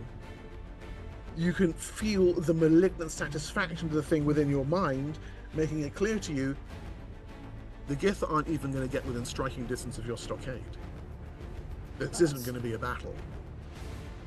The thing in your hand makes it very clear to you what's about to happen. You're going to slaughter them. Dajé does not need flights. What have you seen, Dajé? We aid in any way? We will win. That's good to know. There is Should a we lovely herd picture. everybody else into the temple? Yeah. There's a lovely picture to accompany this for the regular size overlay. Oh my god.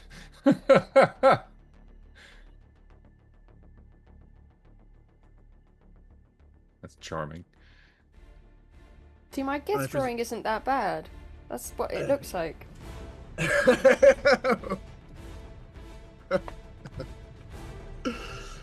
Yeah, so I'm presuming something like this is what actually happens, Lucan.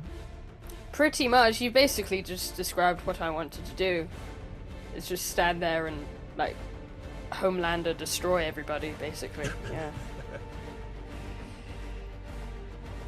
Is there any point of any of us doing anything, or is it just like a murder spree? You could barbecue. Sit down and relax, yeah. Suxis herds people into the temple just to make sure that there's no fallout. And that's the horrifying thing about it. You get people undercover. Senex, you prepare yourself for ancillary fire. And Scathis, you may be even looking toward the ballistas, wondering how soon you're going to be able to put those into position. You've been denied a fight in the crypts downstairs. It looks like you're going to be denied a finish-up battle up here as well. But within seconds, you realize it's not something anyone needs to see. It's horrendous. The first fireball goes off and indeed takes out about 40 or 50 gith in a single massed explosion. Their bodies take out another 15 to 20 more. That puts the air force to a rout. Dajé's walls of fire incinerate one of the charges. The gith that come through are walking corpses, burning, their own momentum carrying them forward, even after their bodies have been slain. Pyrotechnics slow the others, and then it's fireball after fireball after fireball. Magical artillery deployed with unerring effect. It's not entirely clear how much of it is Dajé's own precision and how much is the tactical insight of the Ruby Heart. But it is a horror show. Reeking black, oily flesh, crisping, crackling in the low afternoon sunlight, the stench of it wafting on the wind, filling her nostrils. It's also not entirely clear at which point the slaughter is a rout. Gith begin running almost immediately when the first explosions go off. At some point, their will does indeed break. and break properly. And then it is simply a matter of how many of them you want to let get away. Darjay is not going to be too... He doesn't care, you know. It's the battle is already won, and in a way, you know, they can speak here, the survivors of their true defeat. Scathis has lost, what, 15 men are dead? Yeah. He's going to at least let his 10 able fighters take shots at those fleeing if they want to. There's that moment of silence. Halted looks down, catches her eye, Scathis, and gives a nod, drops his hand, and the blisters let fire. I watch my friend in absolute awe and terror and just imagining what this could do in the wrong hands is devastating. And immediately trying to think of ways to fortify this place so that it doesn't end up in the wrong hands. Yeah. Your men managed to take down, I see 3 hits there over the course of the next 2 rounds as the gith make the edge of the dunes, and then the round after that, finally safety.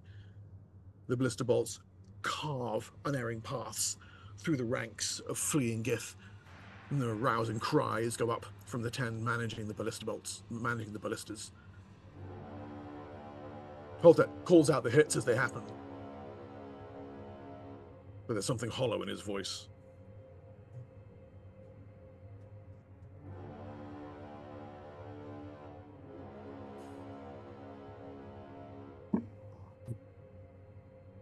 Zuxis leans on her staff, looking at the carnage unflinchingly. I'm gonna, seeing as I'm standing right behind Darjay, well, because that was where I was supposed to be, I kind of look at him. I think you got them. I think you can stop now.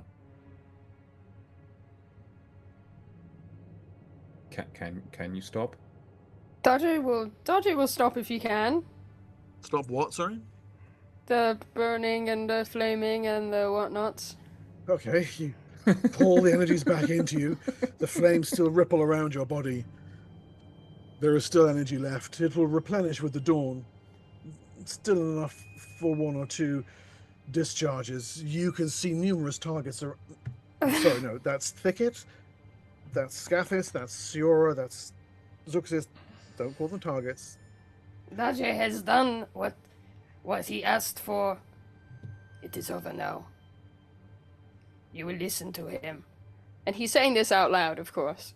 Yes. The desire to blow up your friends goes away, of course. As soon as you're aware it's there, you easily quash it with your superior intellect and force of personality. Yes. Perhaps we should put it back on its pedestal now. Darjay wholeheartedly agrees. I will escort Darjay back to the pedestal room, just to make sure. And in case something bad happens to Darjay, I can also help him. After all, why shouldn't I keep it? No. Yes. Well, no, look, the question unerringly comes to your mind, right? It's not your own thought. It's clearly the Ruby Heart, but it does raise the question. I am not a threat to you. You are stronger than I am. But There's you no are a reason for you threat. to not to keep me. That was not Darjay's promise, and you know it. You were there. It doesn't matter. You won. It matters to Darjay. You are going back where he found you now. I'm presuming this is all out loud as well? Yeah. So yeah, listen. You're only hearing one half of the conversation. As He's talking to the thing, isn't he? Yeah. This is a bad sign, right? No, it's an Not really. item. I will soon be able to create them myself. Anyway, do we think this is safe here, as the protections here are now gone? Or are they gone? Are they? Or they're just being put to rest for this moment? I thought, yeah. We were allowed to pass by these guardians, but that doesn't mean that they've stopped guarding the place. Good. Besides, we could add protections of our own after this. We would want to make sure that the protections go back up. Yeah. You know. So naturally, by this point, you'll be back in the main chamber, and you said you wanted to put it back on the pedestal. Yeah.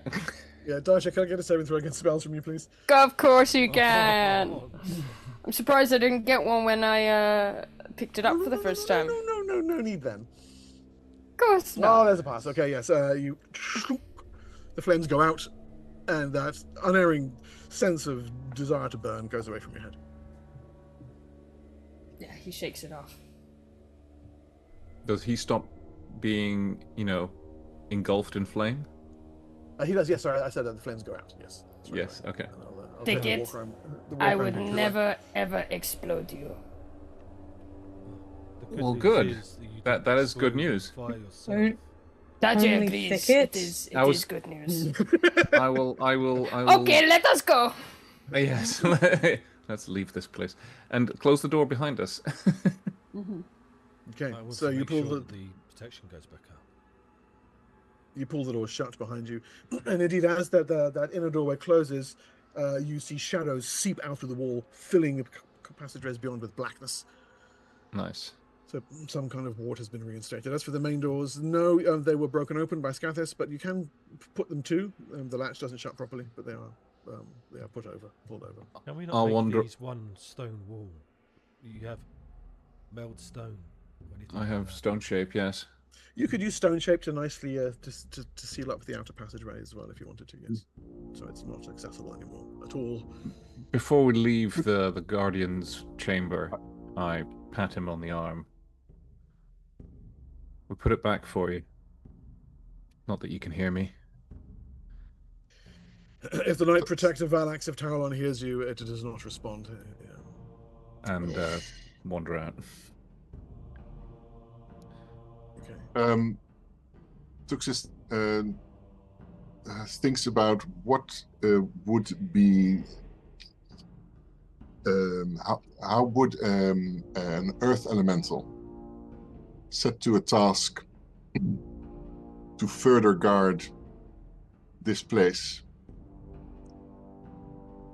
how would it deal with the undead? It would not be affected by them, would it? Probably wouldn't even see them. No, and they would not really be affected by it, attack it or something, right? You could set it up so that they don't interact, yes. So I was thinking of setting the next day, setting 2 earth elementals on an internal guarding of this place in the ground, that if this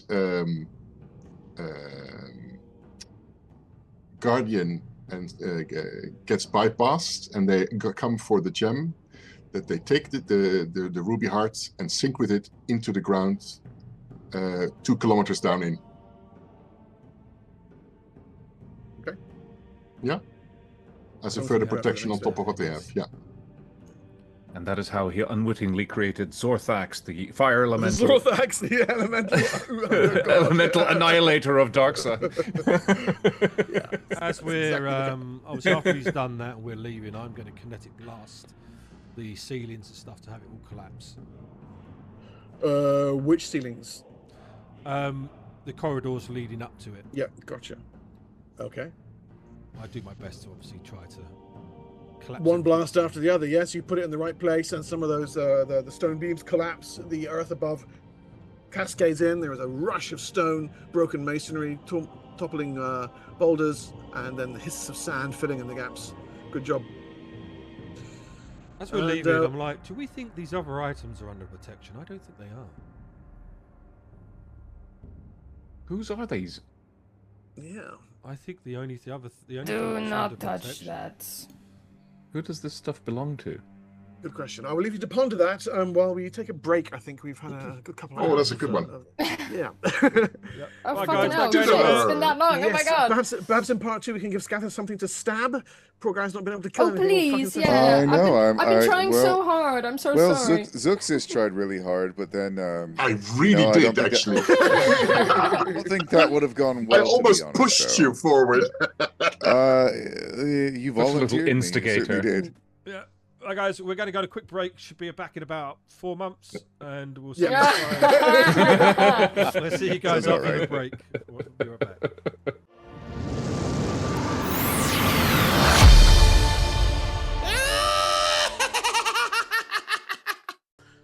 When we last left our heroes, they were recovering from war crimes committed by Darjay in the wanton slaughter of the gith who'd been attacking the temple. By use of the Ruby Heart, now restored to its location and entombed beneath the earth, the Ruby Heart slumbers in burning silence. For you, there is the aftermath. Funeral pyres, those you have created your own just recently, and those you might wish to create for the fallen dead, whom only now do you have a chance to gather up your own, theirs as well, and lay properly to rest. For you, Scathis, these are men who served under you, who you trained, and in some cases helped recruit just a few weeks ago. Now they're beheaded by Janath Gak, impaled by Gith's spear, clawed open by Gith claws. You see one with what looks like a friendly crossbow bolt between his shoulders. In silence, their companions, Arazo and Holtat among them, are at your side, digging graves in the sand.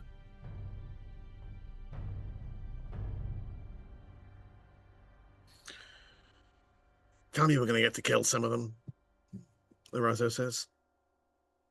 After a couple of hours of work, leaning back against the Jew, wiping the sweat and grime from his face.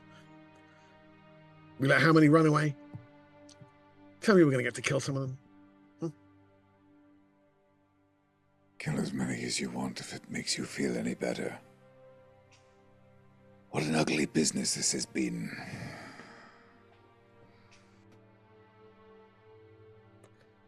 Arazo looks out toward the distant dune where indeed the trail of several dozen fleeing Gith has vanished. Leads a trail to the south, across the dune back toward the mountains. For a moment, the half-elf seems like he's going to give in to his elven ancestry and start running. He swears and spits and goes back to work, digging graves. Scathis would go find Holtet Fen. Holtet's carrying bodies. But Commander. How many of ours dead, Holtet? 14. Another one I don't think will make the night. I am new to commanding men. Is it always this way? The half-giant leans back against the temple wall. Yes. It always is.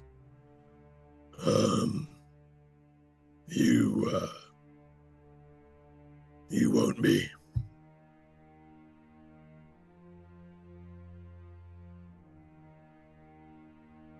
I wonder if that is a good thing. You can only remember so many faces and names. And I think that is a good thing. I look at thickets, and shall we make the rounds and see whether we can save some of the wounded? I was about to say the same thing, actually. This one that might not make the night, can you point him out to me, Holtet? He points an enormous meaty finger.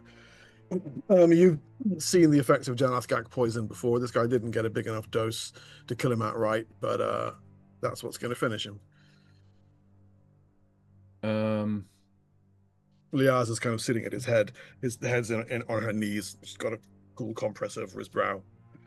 She's not speaking to him. Just I cast neutralize poison on him. And then I cast. How bad is he injured? Well, he got the business end of a Jalathgak stinger in his side, so there's that. I'll start with a cure serious wounds.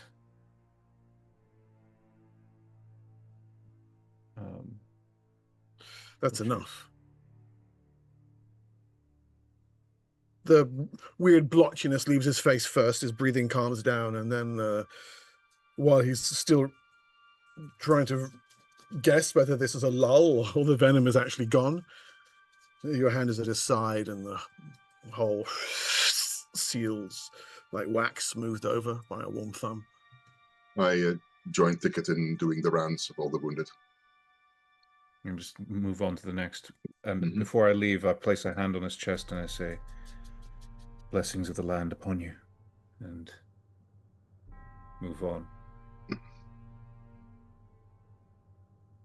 You catch Liaza staring at you as you walk away, Thicket, with an expression that looks like grief or sorrow on her face. And she goes back and resets the man's compress. Zuxis, likewise, you do the rounds in the other direction, finding the wounded. A good dozen or more of Scathis' men who are more than happy to see you. Twice that many of Tenpug's band, those who were brave enough to pick up weapons. Yeah, we heal all of them. Yeah, I have lots of cure light wounds and cure serious and cure moderates that I can throw about. Yep. I'll just expend what remains of the spells that I had for that day. Yes, exactly. I'll just do a bit of triage, the ones that are exactly. Yeah. Yep. And if we don't have enough spells left, there's Sala, the water cleric, nowhere near your abilities, but this aged wizened halfling likewise helps as best she can. And between the three of you, you have the worst of the injuries cared for by morning, when sleep becomes a mandatory if nothing else. And where we can't use spells, we can always use, just regular healing skill and, poultices and what have you. Yeah. I can help out with curing poisons if needed. Well, not curing them, but helping with them. Unless anyone else wants to do anything, or address anything, or anyone over the intervening hours, then we will move to the next day. Sorry, you go first. Two eyes there. Come on. Bear with. Have I already learnt all my spells? I will try to learn a first level spell into my book if I can. Yeah, make me a learn roll for that. Well. Attributes, intelligence, chance to learn. Oh no, by 1%. Do you have a D6? I don't have any written down. I have a D20. Can I roll a D20 to take some off? You can blow a D20 on that, sure. You're only 1 point away, so it's automatic. Yes, I will do that then. Thank you. Okay. And I learn charm. I can only do one today, right? Yeah, charm person. Charm person. Nice. Actually, that's the only one I needed to do. I've got the rest. Is it? Oh, right. So the last of your little outstanding projects is encoded in your beads. Yes. Well done. We already know where these gith came from, right? We'll get to that. Okay. That is a pressing point. Panda. I was just gonna say I want to go and check on Darjay and just see if there's almost like having that much power to then going back to not having that. Like, curious if there's like a weird withdrawal situation, or making sure there's no temptation to actually go back and get the thing. Does that make sense? Yeah. So I just kind of want to go. Me, Yeah, where do we find RJ? On the dune, standing, looking at the sun, looking at things burning. I think he would be surrounding himself with the other Giselle right now. She'd probably have to go knock on a wall. Well, so that secret door is open. So there's a part of the nest where the Giselle have been lounging around amidst all the rotted finery. For them, all that faded silk and ruined tapestries, that's the good nest stuff. You can see how we live now, you know? Yeah. That's where you find him, yes. Alright. I'll kind of knock against a wall. And just kind of give not wanting to intrude on the Giselle territory. But kind of give a look to Darjay of like, can we talk? He gets out of the very, very comfortable nest he was just in and trots over to you. I don't know why I'm imagining him in like a pile of tapestries, but surrounded by like female Giselle, like just like especially with the special time with Shavas. He did save the day. Yeah, I mean, I'm kind of intruding right now. It's usually the other way around. I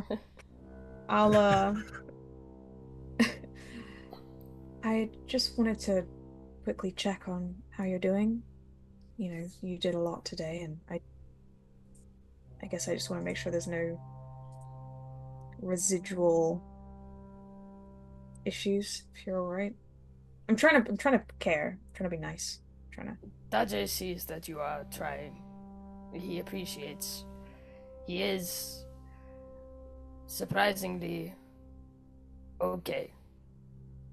He was not sure if he would be, but truly today has been terrible.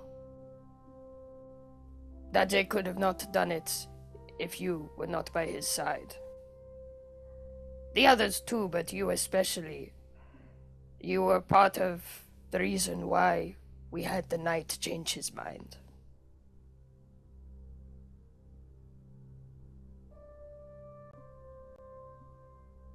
Just, he didn't seem like he really wanted to fight, I guess.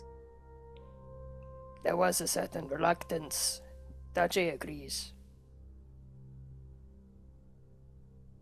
But maybe being dead for that long will do that to you. Yeah. I don't want to hold up too much of your time. No, Dajay was just telling a story.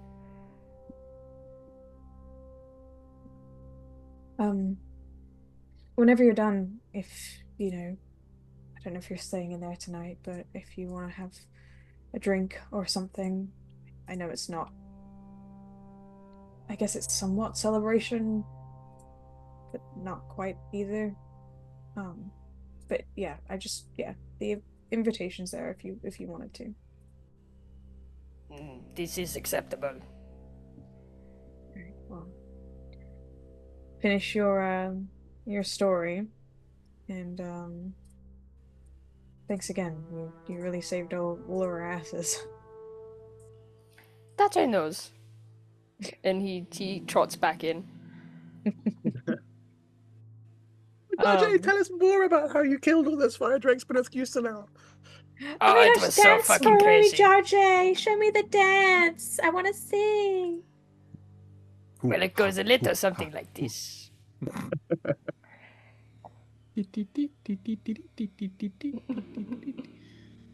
So this is probably how the evening ends then, at least with everyone's limbs weary, hearts weary. There can't really be a celebration. People are too exhausted, too dead. But you will find yourselves gathered around the fires in the small hours of the morning.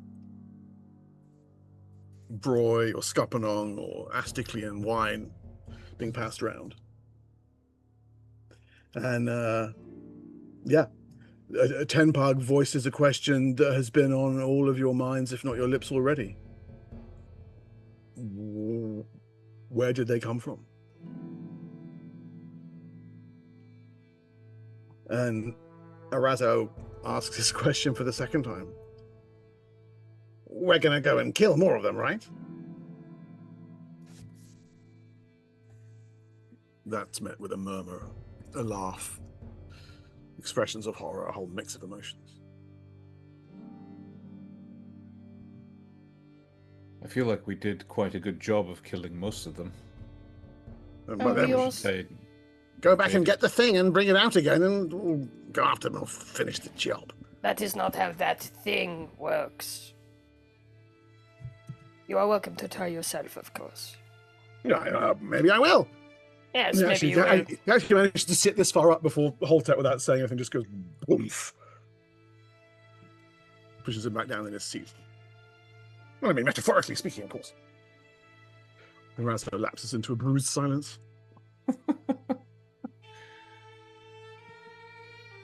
Enough death has been dealt. That camp near the White Rock, we had destroyed them there. We had destroyed them here. How many more smaller bases can they have? And where is Seagath? That is the question this one thinks we should ask. We could send out scouts. Perhaps. When you have an infestation, you need to get rid of all the nests. I could disguise myself as a bird and follow their trail. To see where they have run to. Yeah, that many gith running across the desert is going to leave a trail. Pair of kestrel? They also have aimed weapons and they can jump. I'd be nervous of you being taken down. But at least we can get a sense. We can keep our distance.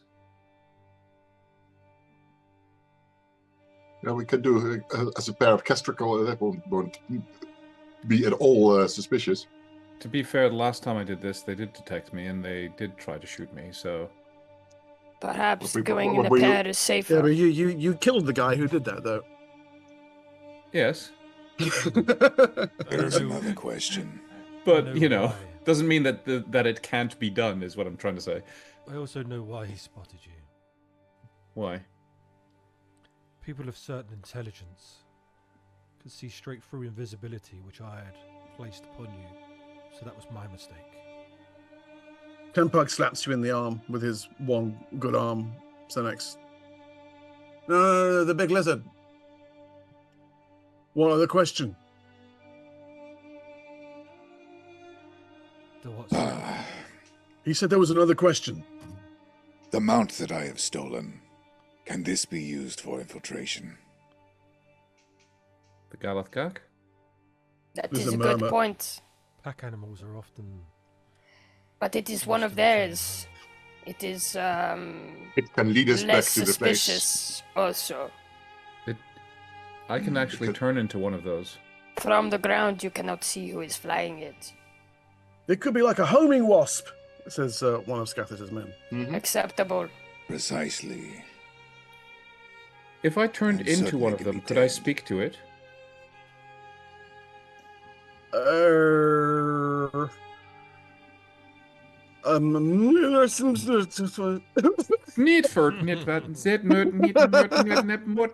a good question, yeah.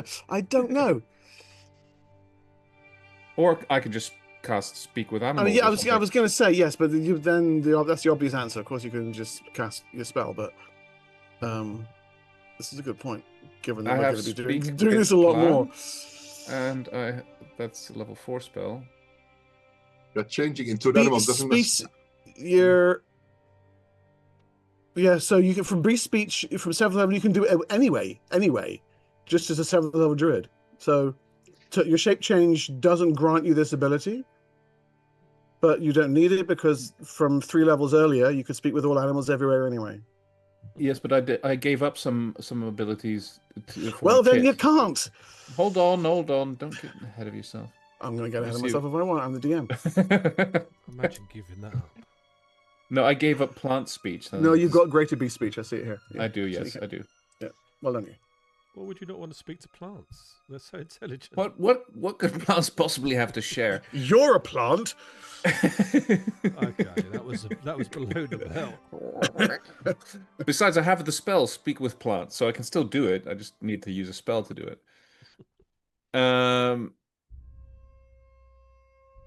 Are we assuming? Is it still the same evening? I've got it at like fucking 4 o'clock in the morning the next day. That you're all probably slightly drunk, very hungover, exhausted. So we haven't even slept, right? Yeah, Raza keeps crying. You know, it's exactly. Okay.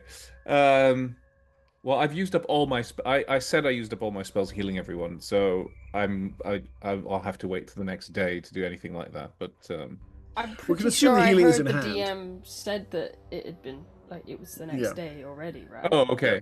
As far as I'm concerned, yeah, you can presume that your spells get back. If you guys want to call and have a good night's rest to respell up to be able to then get some valuable intelligence the next day, then it seems like that seems the smart thing to do. Collapse, the light that the sun is already rising by the time you finally find sleep in your various tents and tapestries and that last conversation about like could we turn into birds is the last thing that we all were saying before we all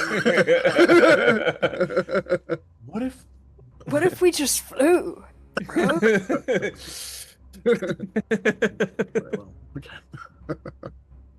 sure that's the equivalent of a Phasian weed somewhere. Yeah.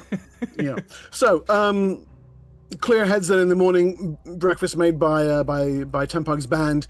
Outside, as the sun rises, the dew is still cool, being caught, a little bit of moisture, a bit of fresh air before the desert heat of the day begins to hammer down upon you from above. A quick tactical overview. If the Gith are indeed heading back to the Black Spine Mountains, they're going to be struggling to make 10 miles a day. If they force march it, they can. I'll put you back to the overland map so you can have an idea of the sort of distances that we're talking about here. I'm seriously contemplating letting everybody have a hero's feast, but that'd be cool. Because that's like what's your case against it? Well, because it's a level 6 spell and I only have 2 level 6 slots. Okay, this is a really, really big area map. I'll zoom in more if you want, but this is the whole Ivory Triangle. Tenpug is here. Okay. That's where Tenpug's band is that I'm pinging at the moment, if you can see it. Wait, hold on. Let me zoom out. Can you do it again? Boing. Yes. And we are where? Cromlin. Boing, that's where you are. That's where Tenpug's temple is. Oh, that's down the shore. Okay. Yeah, that's where you are, right? And the Gith are heading kind of, sort of almost directly south toward the Black Spine Mountains, basically. Yeah. Sort of in that direction. And so what I'm going to do now is we'll zoom into a closer map just to give you a bit more context. This is this. I think this one goes on the large overlay.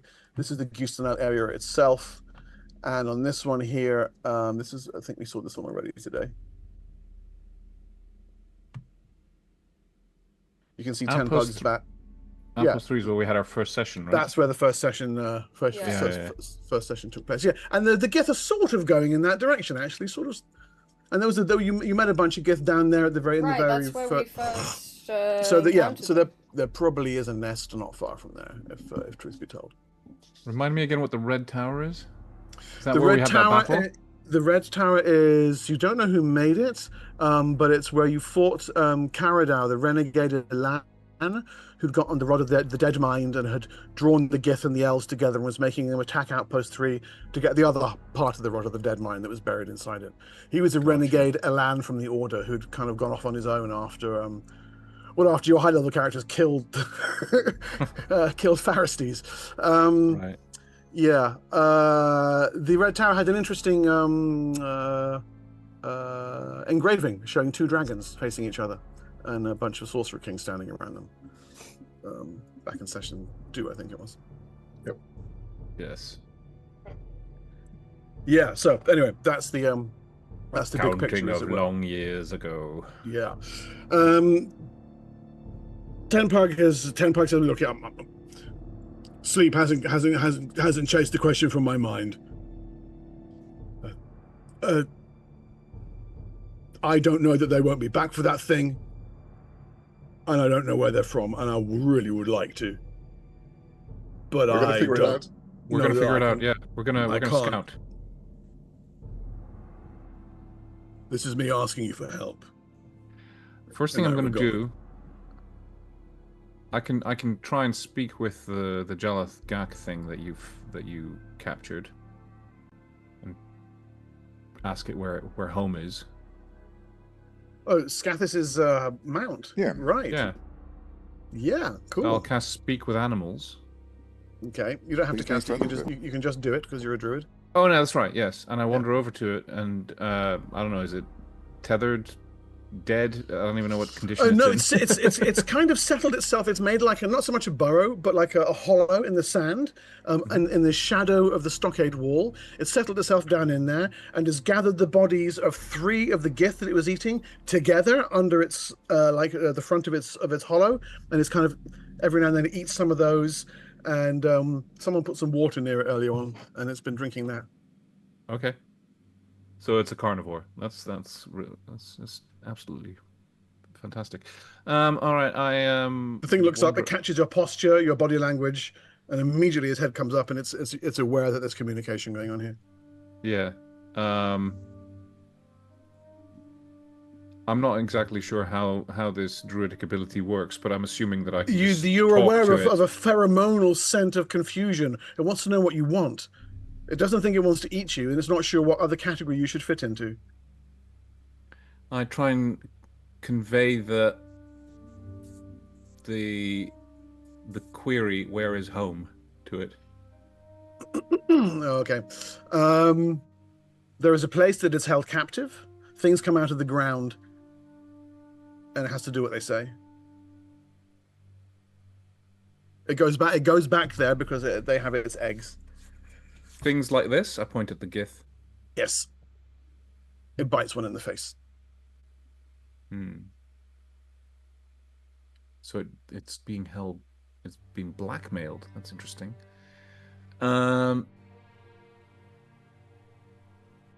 Coercion, yeah. Yeah, coercion. That's interesting.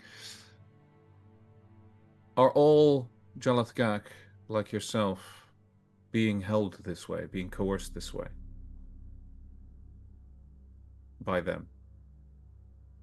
It doesn't know all Jalath Gak, but it knows that there are a lot of them.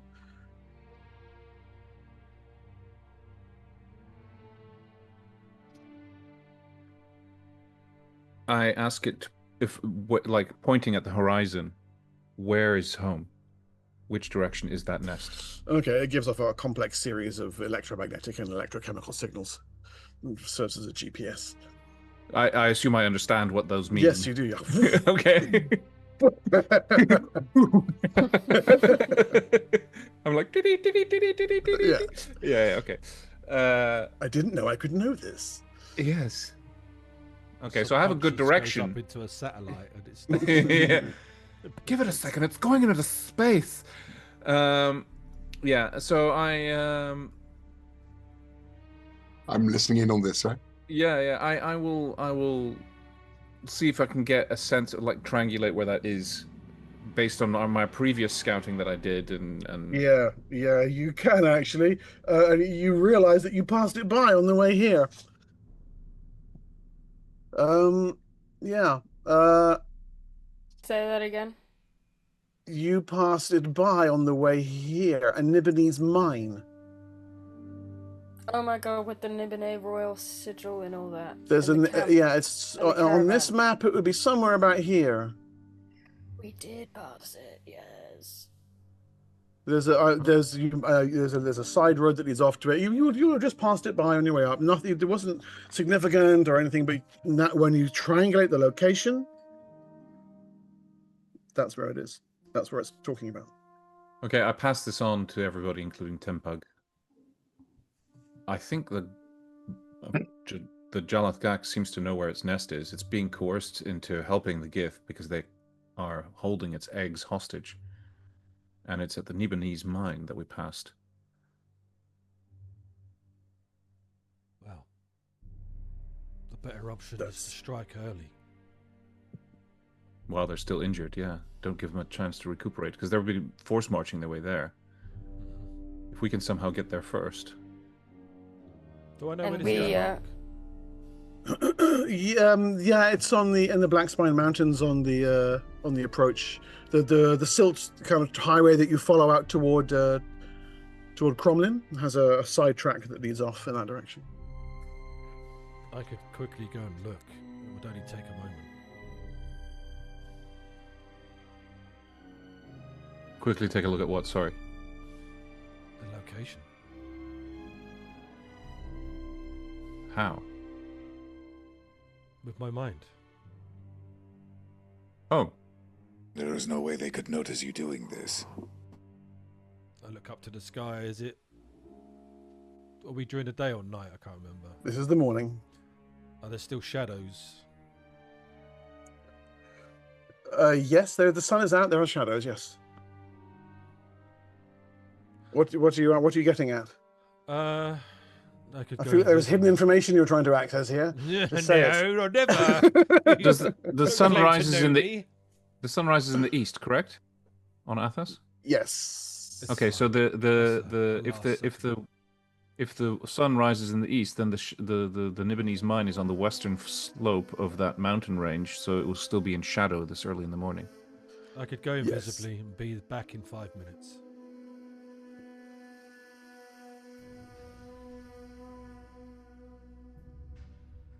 Okay.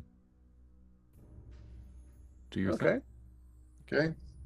I use my orb to go invisible. Yes. And obviously, as I'm standing there, anything else before I go? I need what? Anything else before I go? Any other information you wish to know before I go? Where are the eggs being held? How big are they? Well, do you really want me to go inside deep? That could be quite dangerous. No, but if you can... No. See if they're still on the road.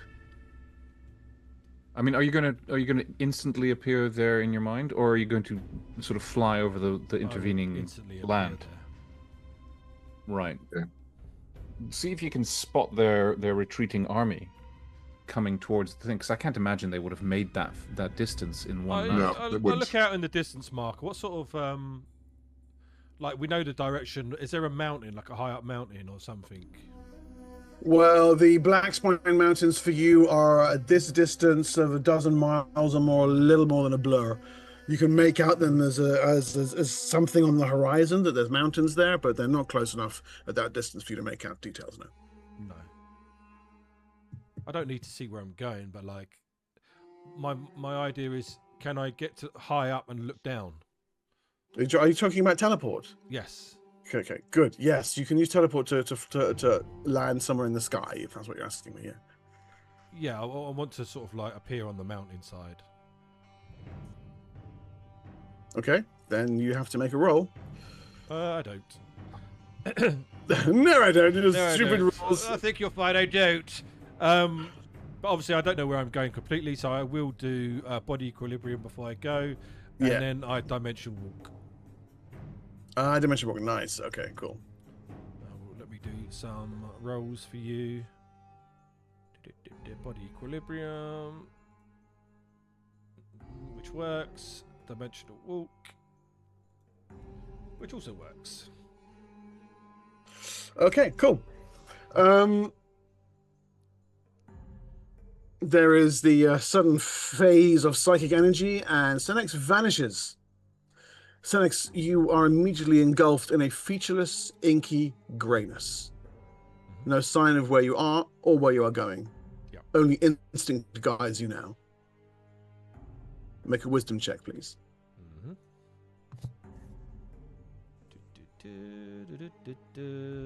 Wisdom. Oh my fucking god! Really? I roll again. Is that a fail? Yeah, I roll again. You have a d20, do you? I have 2 more. Yeah. You look disappointed, Mark. I am disappointed. There's all sorts of things about here about entities that live in the grey and stuff. Yes, I'm not going to get to use any of it. I know, yes. Okay, it's 21 miles per turn, huh? Yeah. Let me have a look at my map. I need another roll from you, please. What roll would you like? Another wisdom check. It's going to take you more than one turn to get there. Yeah. There we go. No problem. Good. Okay. This first picture. This is a map. This gives you a more better idea of where it is I'm actually talking about. See, the mine camp is actually shown there on the map. Relative. Ah, yes. I bring some paper out while I'm here and sketch it all. Start sketching. Okay, good. Now, Paper. you appear phased through into the air, suspended by your own control of your bodily equilibrium, hovering.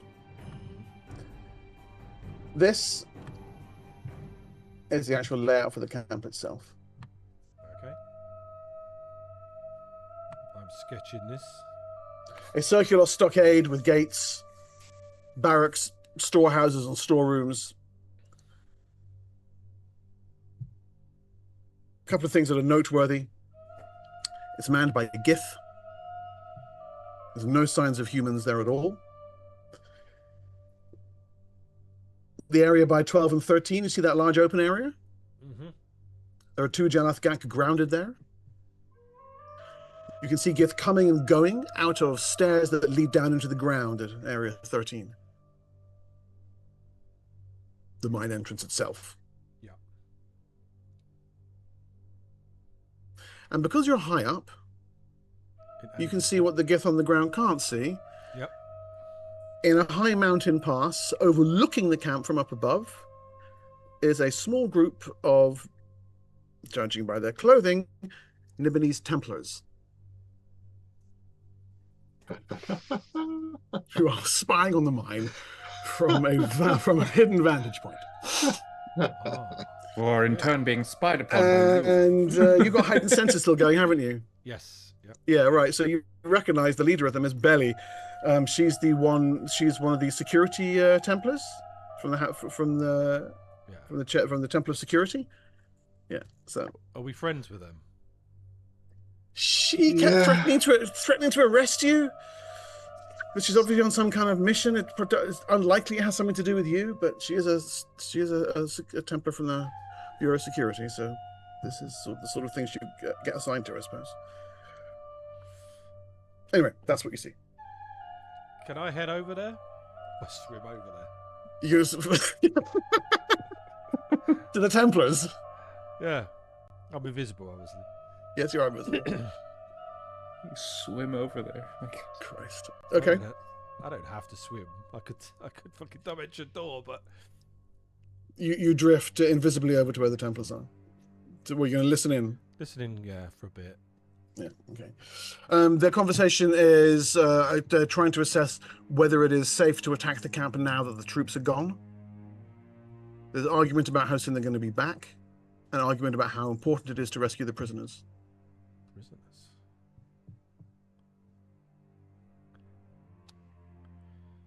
And you get the impression that they've tangled with the Gith once or twice already, because a couple of the lower ranked Templars are complaining about not wanting to get killed. Just obviously just floating there. So while this is going on, actually, I'm going on my mission with my summoning my 2 elementals. Elementals, yeah. Yeah, good.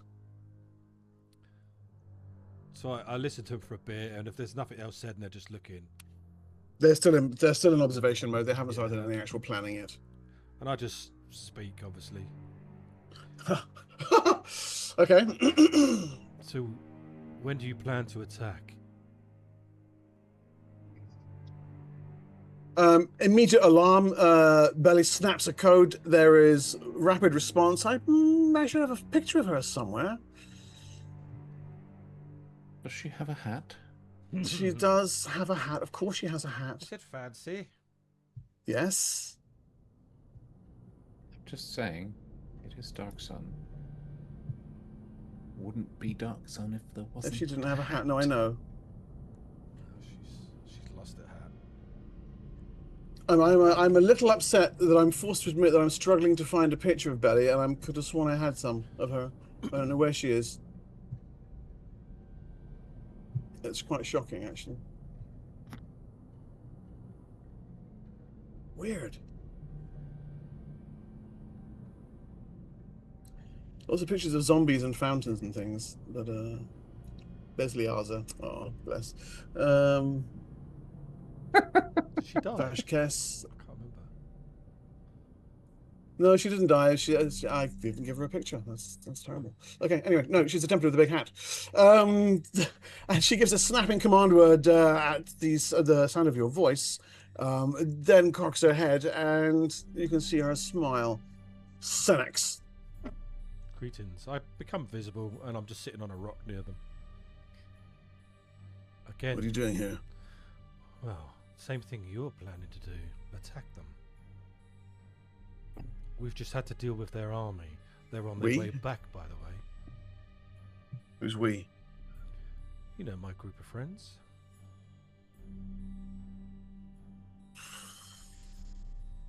We destroyed their army, but they're coming back in stragglers. There's a human here commanding these gith. Is it Celtic? I can't remember the name. What was the name? Zil. You've heard the name Zigath. Sigath. The name you're thinking of, Keltis, that's something else. Yeah, that's my note, yeah. Zigath. Sigath. There's a Zigath, a human here. Controlling them, giving them order. Did you know this? No. These are very organized, steel weapons. Combat. Trained. Oh, so we learnt. What have you discovered? That they don't like fire. No one like... What do you want, Senex? We're here to attack, so why don't we make it a mutual thing? You're obviously outnumbered. So are we. We've come to finish them off. We know there's obviously some sort of lead with Nibelay, as Nibelay have been supplying these weapons somehow. What? Yes, that is true, isn't it? That we found that. Yeah, you did. I'm pretty sure Scath has found some maker's marks. Yes. Yeah. There's another camp with caravans marked. They could have been hijacked. Who knows? But again, this could all lead to... I don't know. We're having issues with Shom as well, but who knows if they're involved. Not I have no idea. His sister. Anyway. The discussion is... you've proven yourself a friend to Nibelay more than once, despite our disagreements. We only have Nibelay's best interests at heart. You have my word on that. Head back to your companions. Tell them I agree to a parley. Agreed. And are you going to go back the same way? Yes, I can go back the same way. How far away are we? Obviously more than 10 miles if I had to roll twice. Yeah, you're like 25 miles away, 20 odd miles away. We're around 25 leagues away. Which, last night is when we had the battle, so they're obviously forced march on the way home, a lot of injured. So they'll be here the day after tomorrow. How big is your squad? You're looking at it. There's like about 11 of them. Yeah. We've lost a lot of men, but the party's still intact. We'll just come in as the party, I'm assuming, to let everyone else recuperate. Well, you need to go back and discuss that. Yeah. Is that what you do? I will do, yeah. Where shall we meet you? Here. Here? This is the only safe vantage point. Other approaches are visible from the camp. Very well. I'll see you soon. And I'm assuming it's all within a few minutes, really, isn't it? Yeah, exactly. There's much time as it says to say this. 20 minutes to get back. I don't need to manifest it again. I just head back. I'll give you 2 rolls. Yep. There you go. Nicely done. Senex reappears in a puff of grey, literally, within the hour. You've barely finished cleaning up after breakfast. Hello again. Hello. Some surprising news. And I relay the information. Interesting.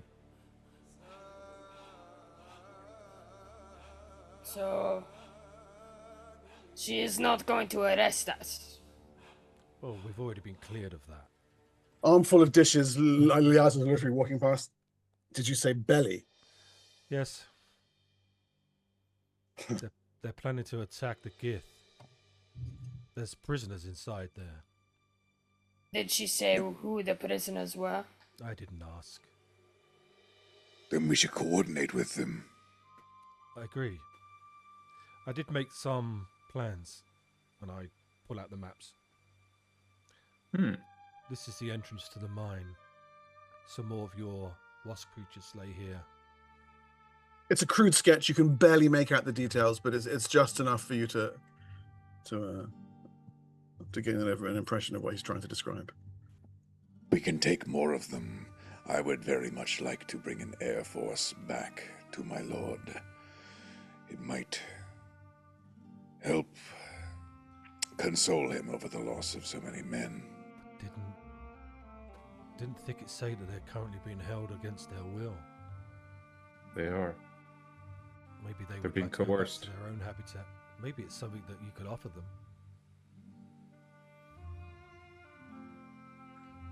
Maybe on Thicket's Druidic land. Sorry, I know little about Druid stuff. I wander over back to the Jalathgak. Where are you originally from? Mountains. London. London. Chiswick.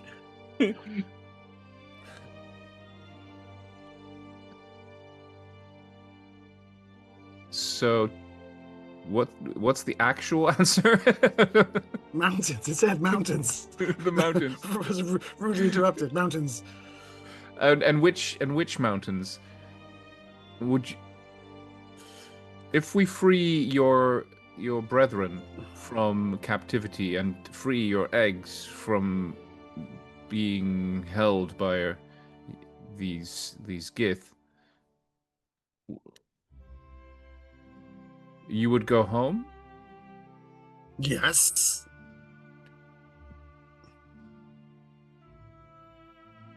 Back to your queen? There's a long, satisfied pheromonal exhalation.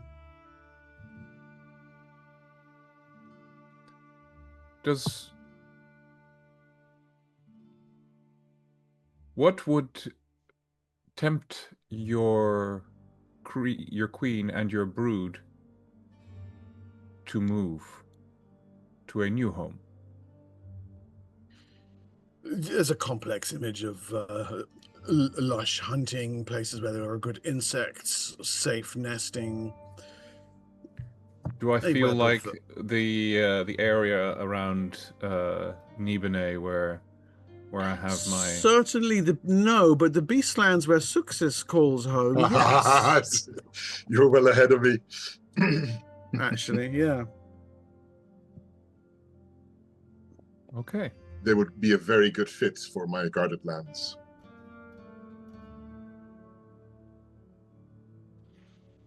And then we could maybe perhaps have some kind of transactional relationship with them where they help.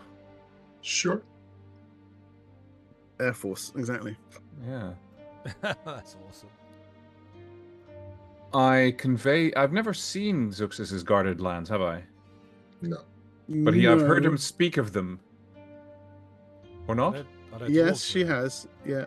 Yeah, not necessarily given the location, but no, not the location, but you've described sort of what it is. Yeah.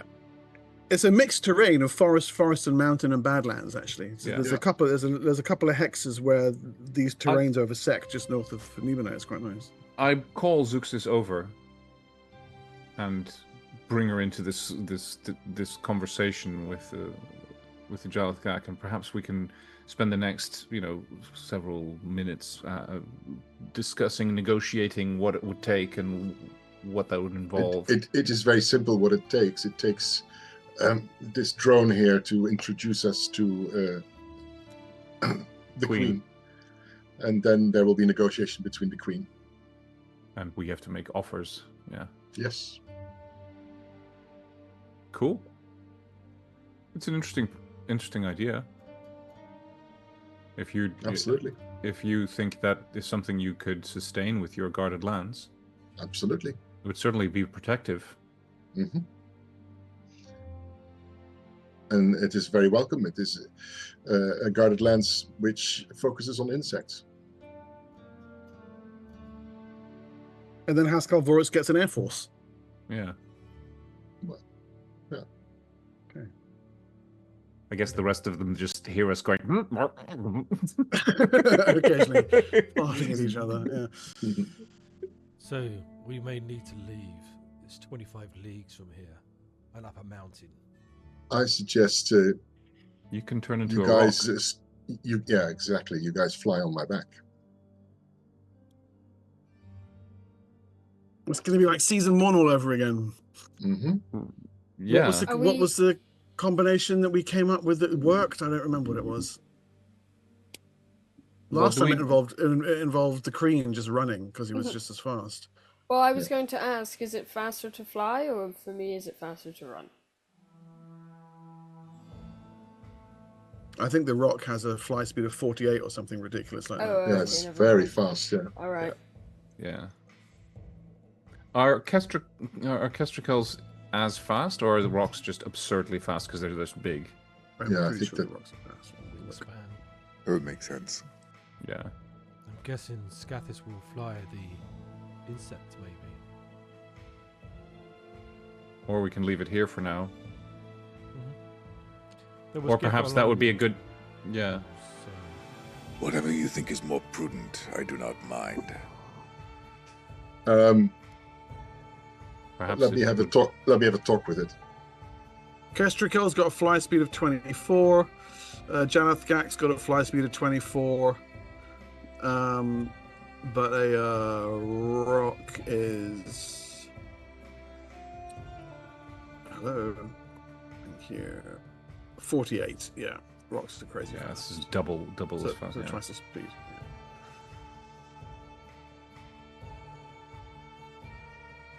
But still, I mean, even 24 is, I mean, it's not like it's slow.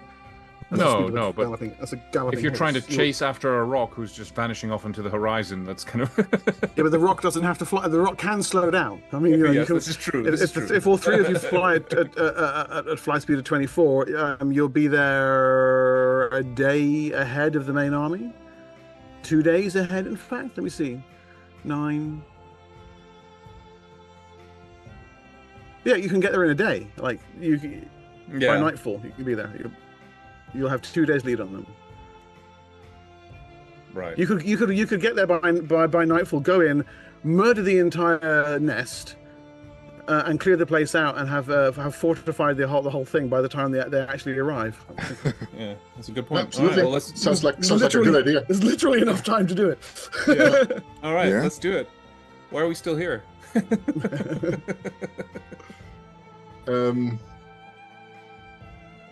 Okay. I give Scathis my backpack with my belongings.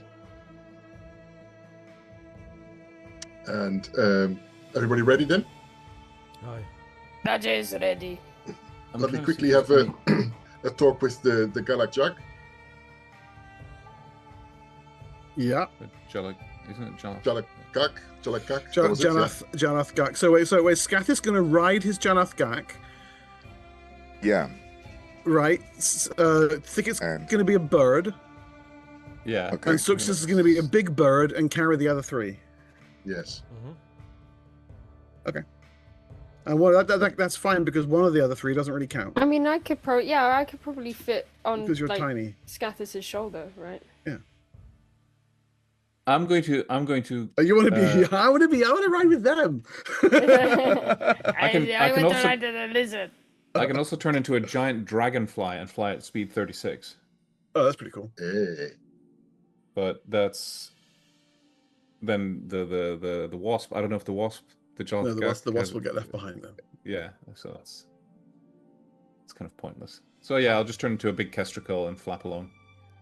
So I will tell the Galath Gark. What we are going to do, we're going back. Yeah.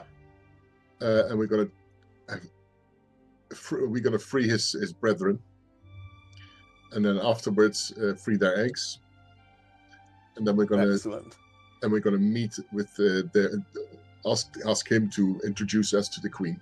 Yeah. Also, could you ask him, whatever it is, I don't know, that when we arrive to have his companions to fight on our behalf and attack the gith? I will take care of that. Okay. Any other preparations before you head off? Nope. Okay. So mounted aboard a Galath Gak, and also in the form of a rock and slash or a kestrakel, you are airborne and headed south away from Tempug's Temple. The speed with which you gather your belongings, parcel them out to each other, and are underway is almost surprising to your companions. Holtet's seen it the most, up close, knows when to stand back. Even Arazo is caught off guard. Within a few minutes, you're simply airborne and gone. Tempug doesn't even have time to say a proper farewell. He kind of half runs out onto the sand, shielding his one arm up against the sun to watch you depart. And then you're away fast and over the sands toward the Black Spine Mountains. You pass by the gith by late afternoon. Any idea? They're making a right. There's about 40 of them, you think? Slightly more than 3 dozen. They have one of the Enixes, and they've managed to put some wounded and some supplies on that, and are making the best pace they can. But they're barely making 12 miles a day. They're going to be at this for the rest of this day and another 2 before they reach the mine.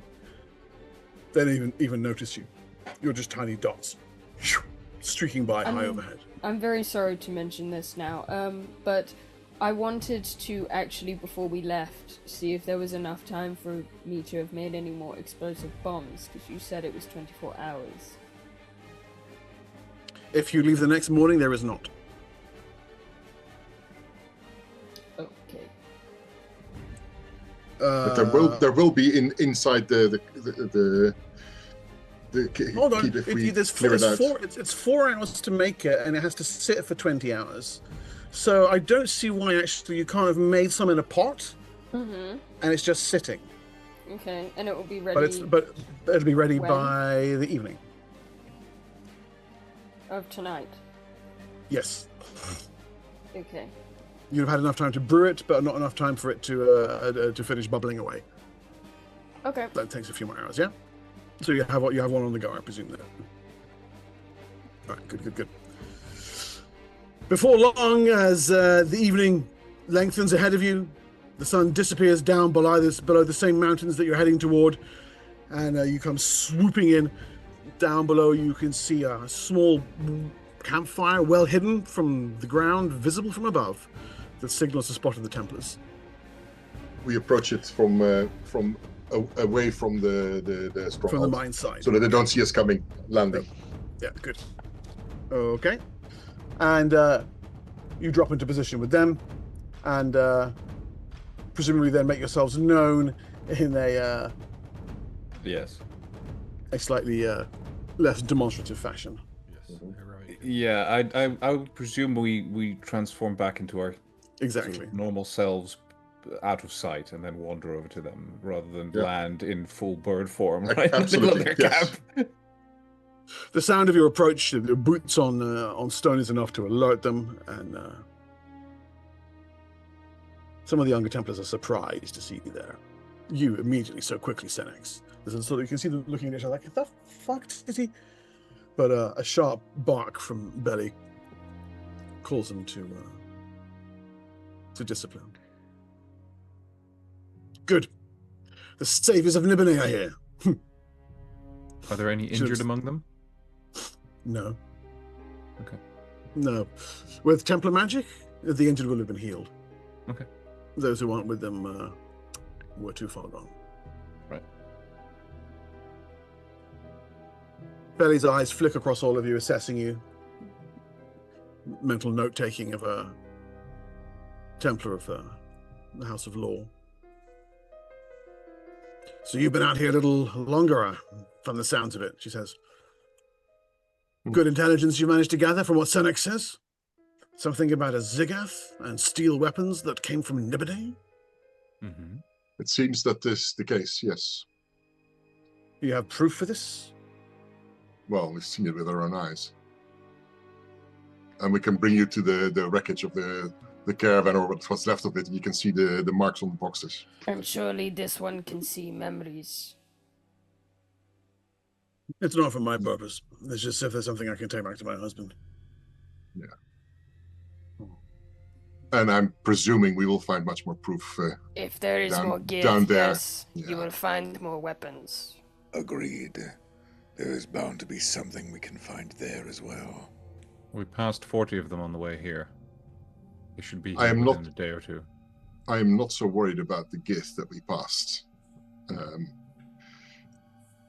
We broke that the back of that army.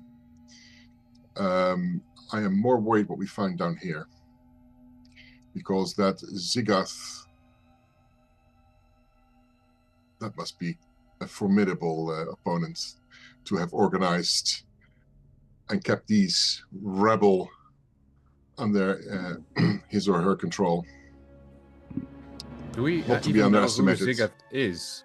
No. I think we know he's a Or human. who he, or what his affiliation is.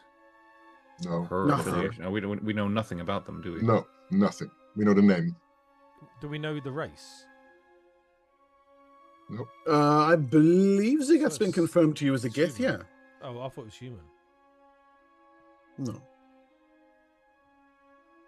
Zigguth was being advised by the ones who know, was the most you got out of your interrogation of... So Zigguth is being advised by the ones who know. Yeah, Zigguth is a gith war leader. That much you've managed to define so far. Are you familiar with a group of people referred to as the ones who know? Does that ring a bell? Any number of cells of preservers and philosophers and oracles who use similar terminology. It's far too vague. Okay. Okay. So that's the circle of advisors. Apparently, our interrogation found out is advising Zigguth. What's your angle here, Success? What angle? Why are you here? Senex just keeps saying we're here to kill them, we're here to kill them. Why are you involved in any of this? Why do you care about a mine? We care about these miners. You came to save these miners? Oh, the gith. The gith, yeah. It's about the gith and how we think they might actually be related to Shom. Sure. There's a struggle going on within House Shom. You're aware of this, I presume. Yes. Jovo's going to die soon, and Temnaya is going to assassinate Jabea, or Jabea is going to assassinate Temnaya. And then business continues as usual. You know that Temnaya is jeopardizing Nibene, right? No, this is how the Shoms work. This is just what they do. You know who she's in league with, right? Oh, that is interesting. You were talking about the House Wavir? It's the No. How about Abalak Ray? Abalak Ray. That's what? No, that's not. Why? Yes. No. Yes. Think of a bigger picture. It doesn't make any sense. It just stands to gain nothing. She stands to destabilize your city. She's going to take Shom over. And she's going to kill Nibene with that. She glances over towards Siora. I thought Jabea had your support. Surely you're going to protect him from his sister, aren't you? Well, that's why we're here. This is related, all of this. Temnaya is busy in your port city over there. His allies there as well. Yes. Yes. We know that the harbor master there is loyal to her faction, yes. You're saying she's running weapons to the gith through Cromlin? More than just weapons. We find the position of this particular gith stronghold so close to the city also very suspicious. And especially because since they're so incredibly organized. Well, that I'll agree with. They took us apart like they knew we were coming. There's also an item that she has, Abalak Ray, that she plans to use against the Sorcerer King. Yes.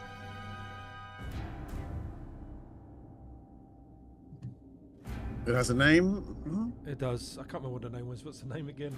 Oh, the Dark Lens, are you talking about? The Dark Lens, yeah. The Dark Lens. Oh, and one other thing. The Rud of the Dead. Who do you think was behind that? Abalak. Bella she just stares. You can see her brain trying to catch up and make sense of all of it. But it's way too much to dump on her all at once. Above your pay grade, or she just manages to say on going? What 2 or 3 times before she closes her mouth on purpose. And... Do I keep going? Do you know that there's also the one that you thought was dead, or that your master thought was dead, and he is not? Yes, that we know. That's also involved in this. Of course, those are arch enemies, aren't they? Yes. So there's a whole web being spun in this area.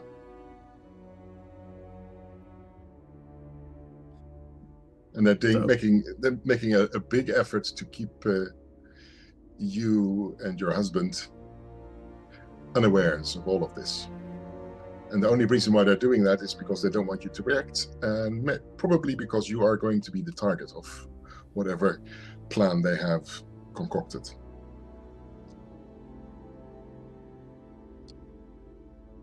That doesn't... So, on the one hand, that makes no sense, because surely we would have noticed something, but you're describing the situation in which we noticed nothing.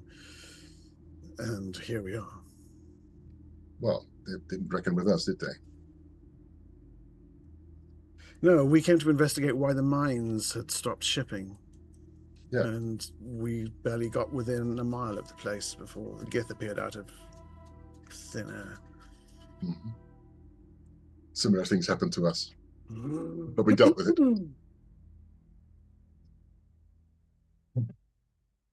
So, any plans formulated on how we tackle this place? Surely they are weakened. Their major force gone and depleted. You've been monitoring the ins and outs of these people. How many do you see? Have you an estimation of how many people are on ground? There's very few in the camp itself. They were working in the mines, but we don't think they were mining anything. Or if they were mining anything, they weren't. They brought out a large amount of rubble and dumped it. She points, you can see there's a huge pile of... They're digging for something then. And any actual mining of the ores, we're not seeing that. If they're taking it somewhere else. But yes, initially they were just digging. What is the history of this location? There's been a mine here for 20, 30 years. That's it. What kind of... There was nothing before. What kind of ore is mined from here? Copper. And there's nothing in the history books or in the annals of something being here before that? No. Okay. You mentioned prisoners. We think there are at least a dozen of the miners left alive. We've seen them brought out on work shifts over the last 2 days. So they're making the miners dig for them? Yes. Perhaps the miners stumbled across something when they were excavating and... I think it's likely that the miners stumbled across the next nest of gith, and the gith came out and killed them. But why they're still busy, I don't know. So shall we stealth our way inside? One other thing. We're here to save the prisoners, as well as these creatures' eggs. These creatures will be fighting for us, hopefully. Don't ask me, there's 2 druids here. And I agree with them. No arguments, Billy says. No arguments. So, don't damage the eggs. That will forfeit the alliance. Exactly.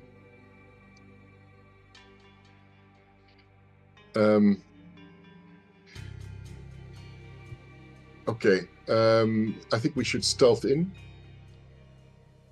But before that, I probably will insert myself into the pen of the Galakjag and tell them about our plan to save their eggs. The rescue plan. Yeah. Yes. I think maybe Darjay and Shora can do a murder hobo streak and kill everything in the perimeter, so that the surface at least is cleared. And then we go inside, right? Are there? They're not already here, are they? The actual army people will be here within a couple of days, but there are still gith on hand. Here and there, you can see a couple of them moving around some of the buildings. There don't appear to be many, I have to say. So, sneak up on them, kill them, hide them behind a building, the body, and go to the next.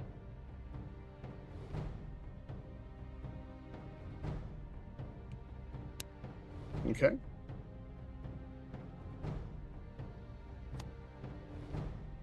So, what's it going to be? Is that the immediate plan then? The 2 rogues slip in and start to murder? Yes. Pay attention, please, DM. And I guess I'll just wait ready in case they get caught.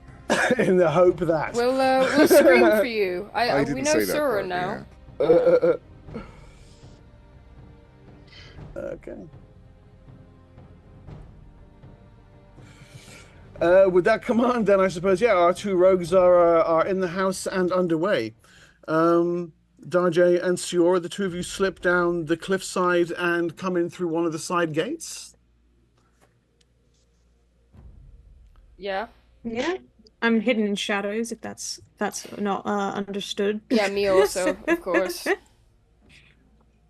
Can I also go into shadow form and check out the buildings while they're proceeding?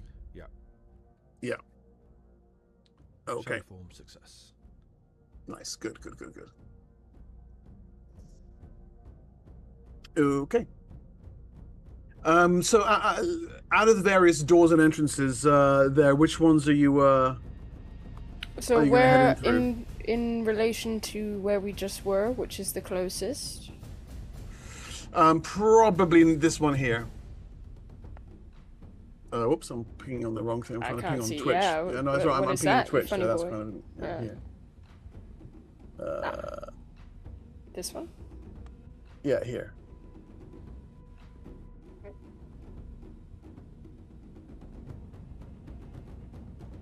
I say maybe I come in from the south, and maybe Siora from the one that's like on the same wall but to the north.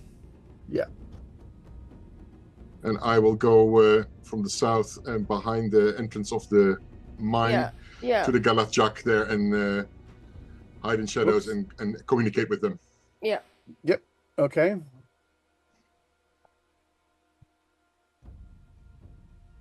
I remove my my armor for this little stealth move. All right, no problem. Right, so I'm just putting some. These are 4 gith at the main around the main entrance of the mine. They're the first ones that you see right away. They're kind of standing around. engaged in low guttural conversation, hissing and gargling to each other as they pass opinions back on the state of affairs. The scale? The scale on this should be 1 to 10. Okay. Feet, I'm assuming. Yes. Yeah. My grid's misbehaving there for some reason. I'm not sure why that is. Never mind. Okay. So yeah, what do you want to do? You can see other gith moving around further into the mine camp. You estimate there's probably about a dozen in total within the walls of the perimeter. So these 4 here. Yeah. I mean, Siora and I can take out 2 each, right? Yeah. It's assuming one arrow will fell one. Yeah. I can shoot twice in a round. I don't know about Siora. I think I can do.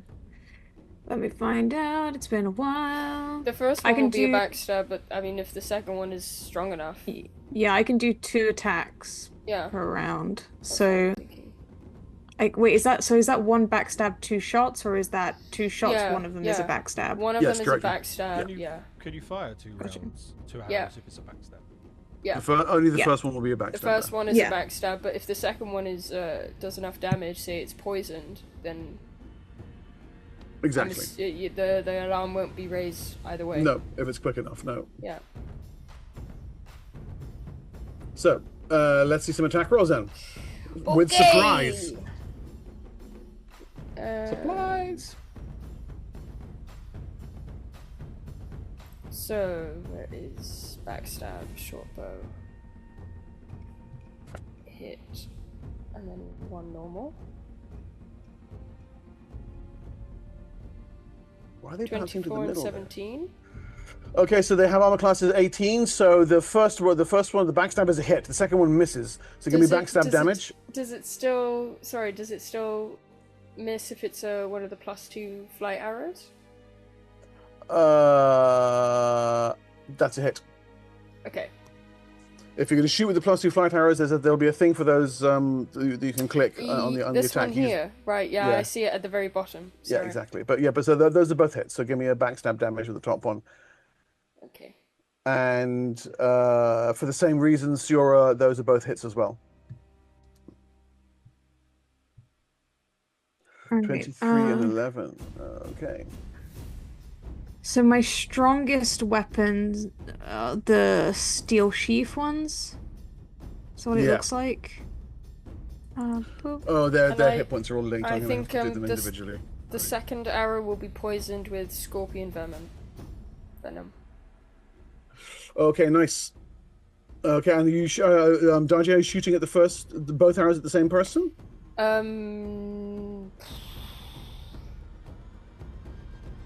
No, 1 on each. Okay. I'm going to be using manual dice here for reasons of annoying computer behavior. It fails a saving throw with a 10. What's the damage on the scorpion venom? It's injury. Let me tell you. If you fail it, it's 25. Okay, that kills him. Okay, so your first arrow, the backstab, comes out of the darkness, strikes the gith in the shoulder, does not kill him. He gives a startled squawk, immediately raising the alarm. The second arrow, thick with scorpion venom, takes his companion in the shoulders, and the venom hits his system and kills it. Okay, and Siora. Yeah, we're not using that rule. I ditched it a few sessions ago. And I see. Okay. I did terrible 4 damage. That's the worst backstab I've ever seen. Were those split or focused? My idea was to do it split, which is probably a bad idea, but it's what I was going to do. So the first one would have been this one, and the next would have been this one. Yeah, got it. Ignore their hit point bars; they're not functioning properly. Okay, so Siora, your arrows strike home 2 of them. They're not ideal shots. You wing both of them. They are injured, but they're both still up and in the fight. And in response to the alarm call from the surrounding barracks, there's another 1,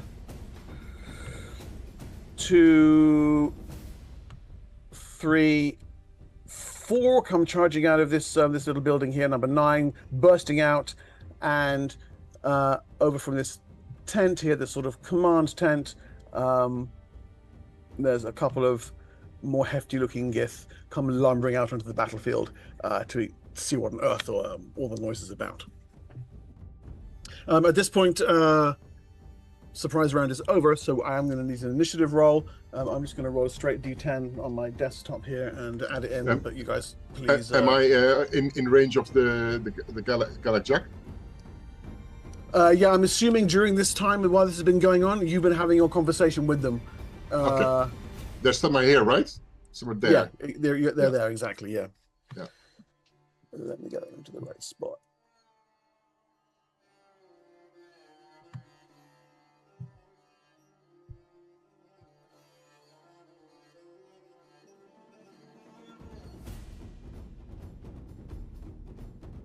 Okay, and the gith are going on a 3 + 5, 8. Let me know when I need to roll initiative, Mark. Yeah, just roll it as a general action. Okay. I'm rolling. Can you roll? Yeah, you roll one as a general action as well, please, Thicket, and we'll just set it to the top, whatever it is. Yeah. I already did. 30 minutes. Okay. Oh, it didn't accept my roll because I don't have a valid token on the board. Hold on 1 second. I'll put one on the board. Let me roll that again, shall I? General action. Okay, we all good there?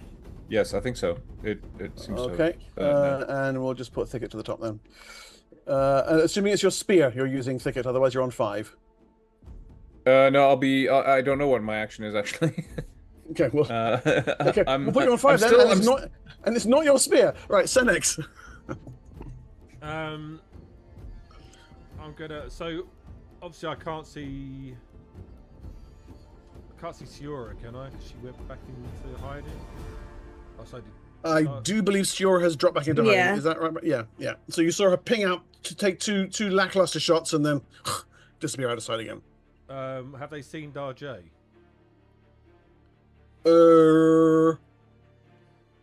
Darjay, did you go back into hiding?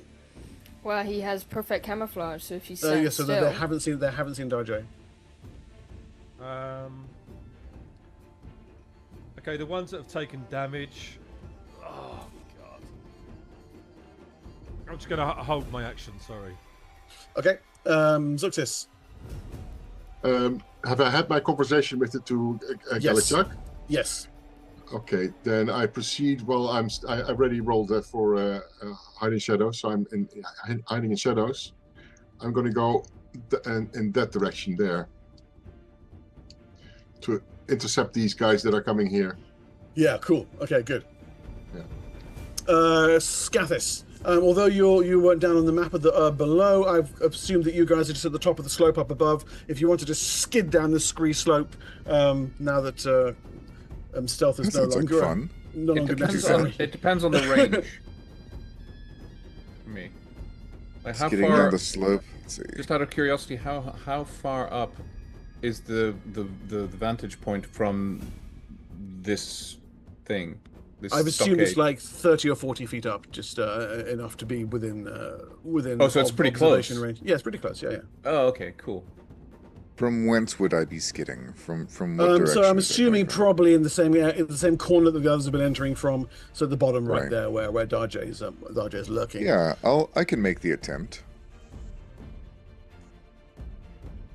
Do I need to roll for that? Anything, or do I just give me a dex or a strength check, depending on how you want to approach it. I think I'll probably pick a strength check. Yeah. You're not on the map currently.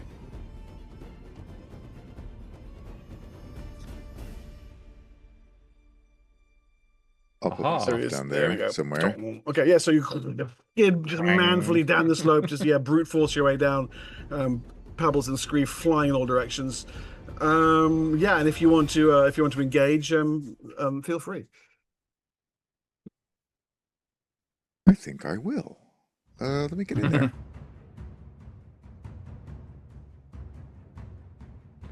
Oh yes, that's a charge range. Yeah, that's about as far as I can go, I think. Yeah, that's a try. That's within melee range. Here, the gith aren't behaving properly on the grid's gone a bit weird. I don't know what's going on there. So just yeah, fair enough. Yeah. Yeah, I run in. Finally glad to be able to kill something and slash at this gith.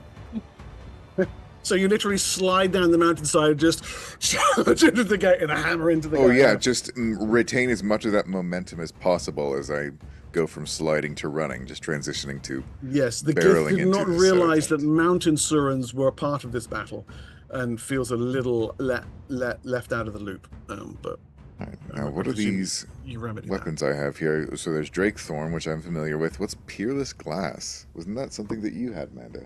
Yeah, that's the Varshad sword that you. The Varshad sword, yeah. You loaned it to me, didn't you? I don't have it anymore. I just have it on the sheet from back then. All right, fair enough. Then I'll just swing Drake Thorn.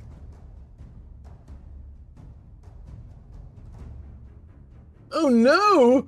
Oh, that's a critical fail. What the shit? Okay.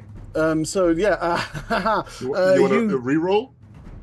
I could, couldn't I? Could I spend a D20? Yeah, you've done all that cool moves. It'd be a bit of a shame to yes, to flub it at the last moment. You trip over your own tail. That's better. That's much better. Smack. Oh, yeah, 27. Awesome. Yeah, I mean, we'll have these D20s. Might as well use them on it.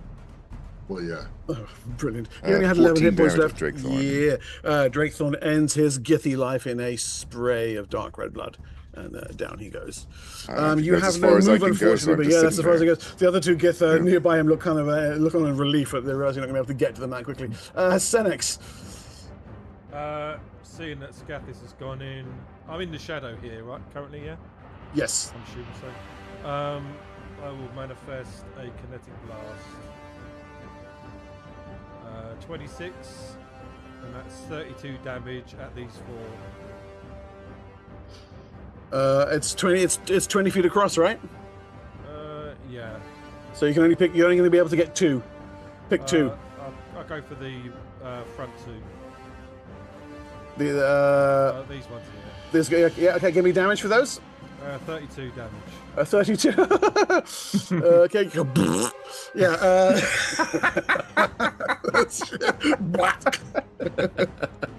Just like the other two get all four of them are running, and two of them immediately explode. The other two are like, oh fuck! Oh, I fucking hate this job. Yeah. That can't be great for morale. It really can't. Yeah, we're one death away from a morale check here. Thicket.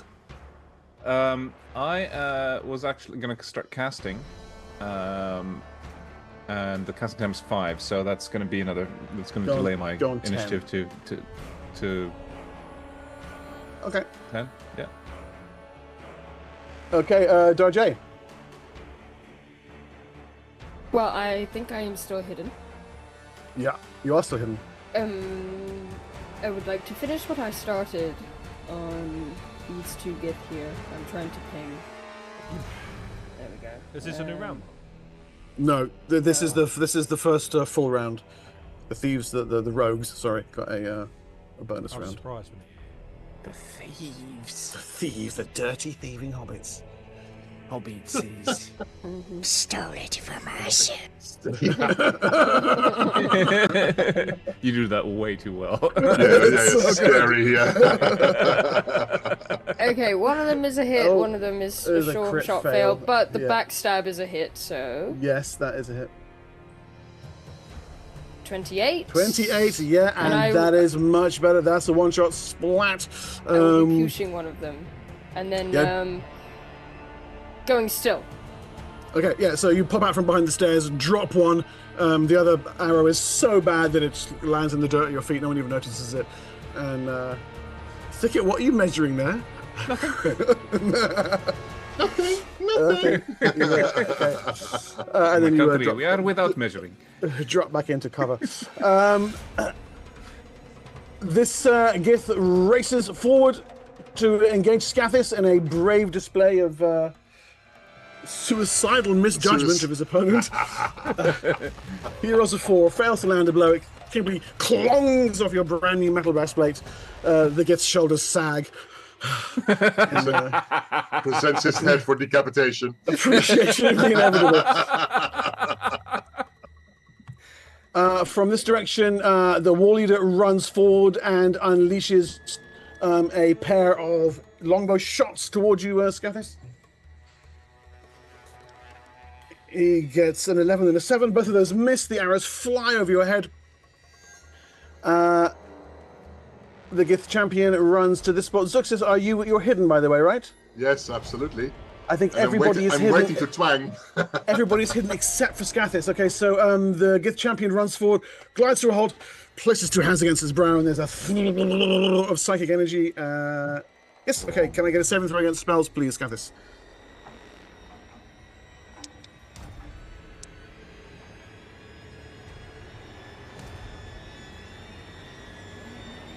Oh, perfect roll. Good. You are not psychically dominated. The Gith champion looks annoyed at the failure of his mental attack. These two Gith from here, yeah, they continue running and finish with a combat leap to close the final ground between them and you, Scathis, and they likewise attempt a couple of attacks. Oh, there's a hit! Wow. Okay. Lucky. One spear lands home, an airborne strike, giving it 3 whole points of damage. But I believe you have an iron skin going, don't you? From Zuxis the other day. So even though the blow lands, 24 hours. Yeah, we're not past that yet. Gracious. All right.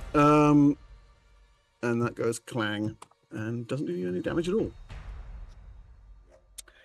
Thicket, your spell goes off.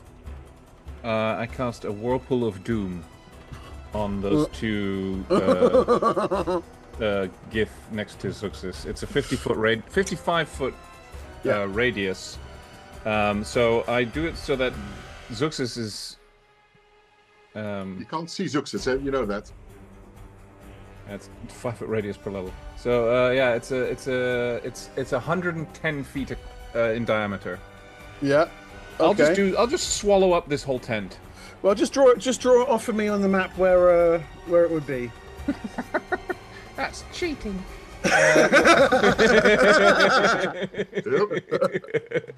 Oh, hold on. So 11 squares across. Where's Scathis go? 1, 2, 3, 4, 5, 6, 7, 8, 9, 10, Look. 11. Something like that? Yeah. That's fine. I'll put her back on there. You can the whole middle of the camp just becomes a big Okay, fantastic. Swirling mass. Yeah, so the ground literally opens up at your feet. Yeah, so this is... Did they get saving throws, don't they? Or strength checks or something stupid like that? So they get to save versus spell or be sucked to the center of the whirlpool. They have okay. The Gith champion was a 6, so he's definitely sucked into his center, and the Gith war leader was a 7. So yeah, rather than sucked right in the hole there, unfortunately. This is so suggestive. Flailing, shrieking as the ground beneath them turns into a swirling whirlpool of motionful sand. And they are lost from sight fairly quickly thereafter. I think they have a get chance strength to checks swim every for... round. They get strength checks at -5 to do swim checks. -5. Oh no, so strength checks at -5 each round, or swim checks at -3. Yeah, well, they failed those both on the first round. So yeah, with a 10 and a 3, so that's good. Yes. Another horrifying death at the hands of the whirlpool of death. Doom. Doom. Siora. There are some bodies still left at the end of the round, I should point out. A couple. Gonna go here. There are... Gosh, I don't know who to go for. I mean, I feel like I should target the war leader and the champion, but I feel for Scathis, but he does better around Squishy. You know what? I'm gonna aim for... What is this big green circle again? Remind me. So yeah, you merge out from behind the building. You see that giant green circle represents an enormous whirlpool where the ground has turned to a sort of swirling morass of elemental energy, and the two Gith are being drawn into it and drowning. Okay, perfect. I'm going back behind the wall. And then I'm gonna try and hit like Homer Simpson going into the hedge. these two beside Scathis on the right. Yeah, those are both clear hits. Alright, so the first one a backstab, and the next a regular. Why am I rolling so badly? Right, so you've hit these guys a couple of times now. Oh, these are the new ones. These are the new ones, sorry. So these ones aren't actually injured. They're the ones who leapt in from behind. So that's 16. Yeah. So you fire another couple of arrows that aren't really...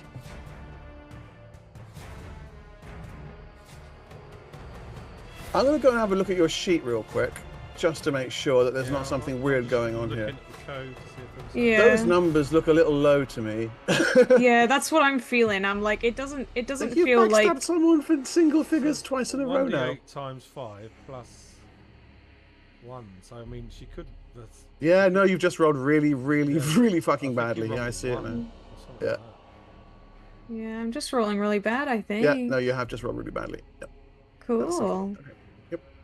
I'm just not really feeling it today. I kept seeing that, like, I kept seeing my ex, and it was just awkward. So I'm like, she's there. She's making awkward faces in the background. She was carrying dishes, so it kind of gave me like home life vibes. But then like it just wasn't, because we're in like a war type situation. It's just very. Then they're talking about my other guy, and it's just a lot. There's a lot on my mind right now. Nothing to do with the genocide of burning gear. That doesn't faze me. Relationship drama, exactly. It's all about the relationship drama. That's all that matters. Yeah, so you distractedly land a couple of shots against the gith and then go back to worrying about about your long overfilled Oh my gosh, I hope card. I don't look so stupid in front of her. How cringe.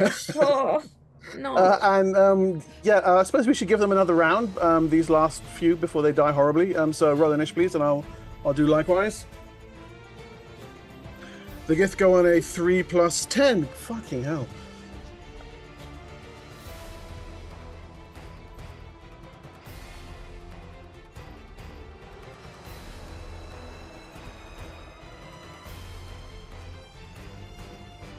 Okay, we all rolled out? Aye. Okay, Scathis. I don't see... Scathis isn't on the turn order. He's at the top for me. Real quick, Mark. Those buildings that are inside the area of effect, are they also being sucked down, or are they just unaffected by that? Those buildings are collapsing into the morass. Yeah. Nice. Yeah, it was pretty cool. Scathis, you're still at the top. All right. Scathis, being in his favorite position, which is surrounded by weak little creatures, begins. I'm going to dual wield Drakethorn and my mandible sword. Oh, yeah. And then start whipping around my tail razor. This is going to be over really quickly.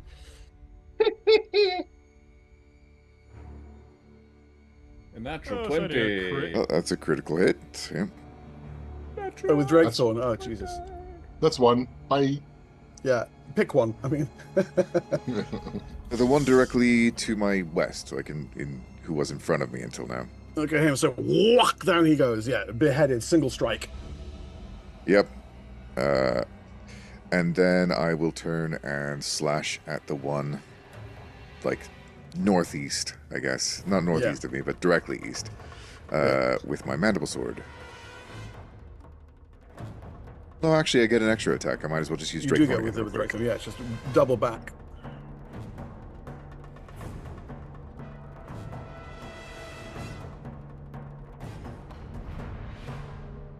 Oh. No, because he's been shot by Siora just a few moments before. That kills him. The arrow and the blade together take him down. Well done. All right. Then for this other one to the southeast of me, I'll follow up with a tail razor. See what happens.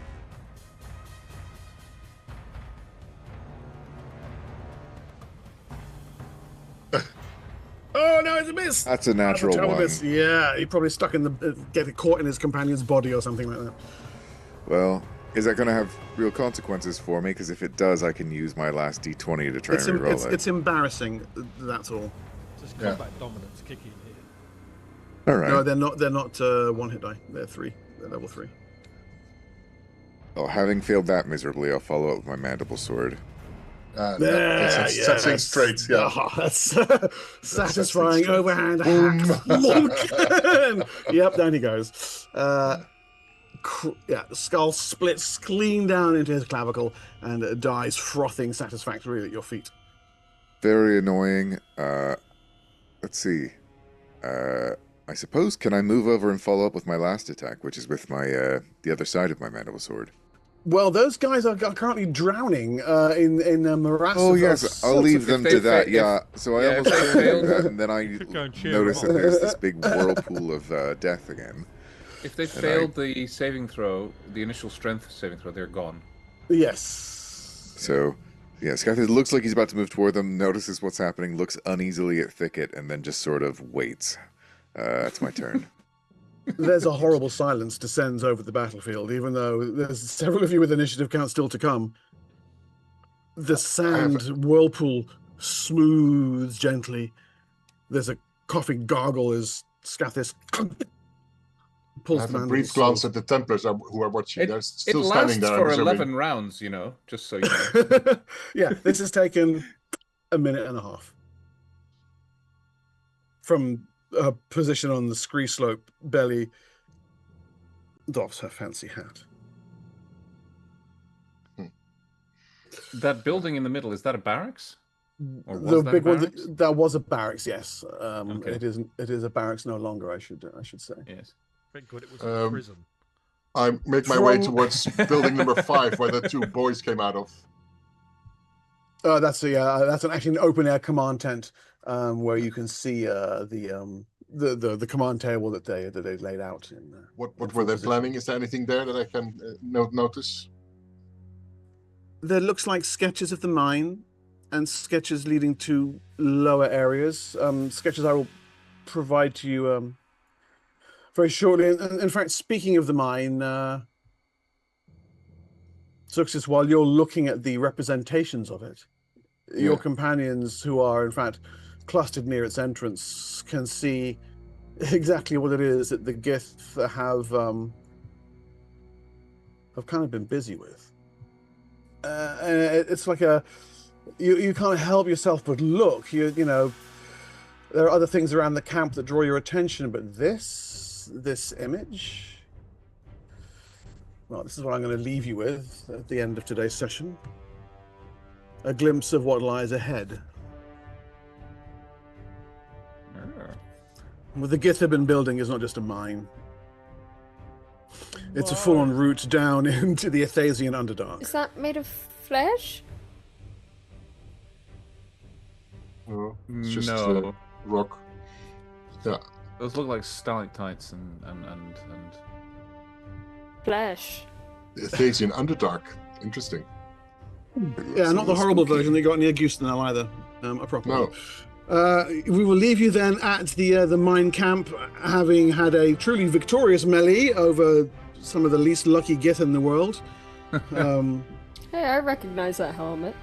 I'm shocked how well we survived that whole siege. I thought we were going to die the Well last done, session. everyone. Good 5 months showing. ago. Good showing for 5 months. Well done. Thank you for being here.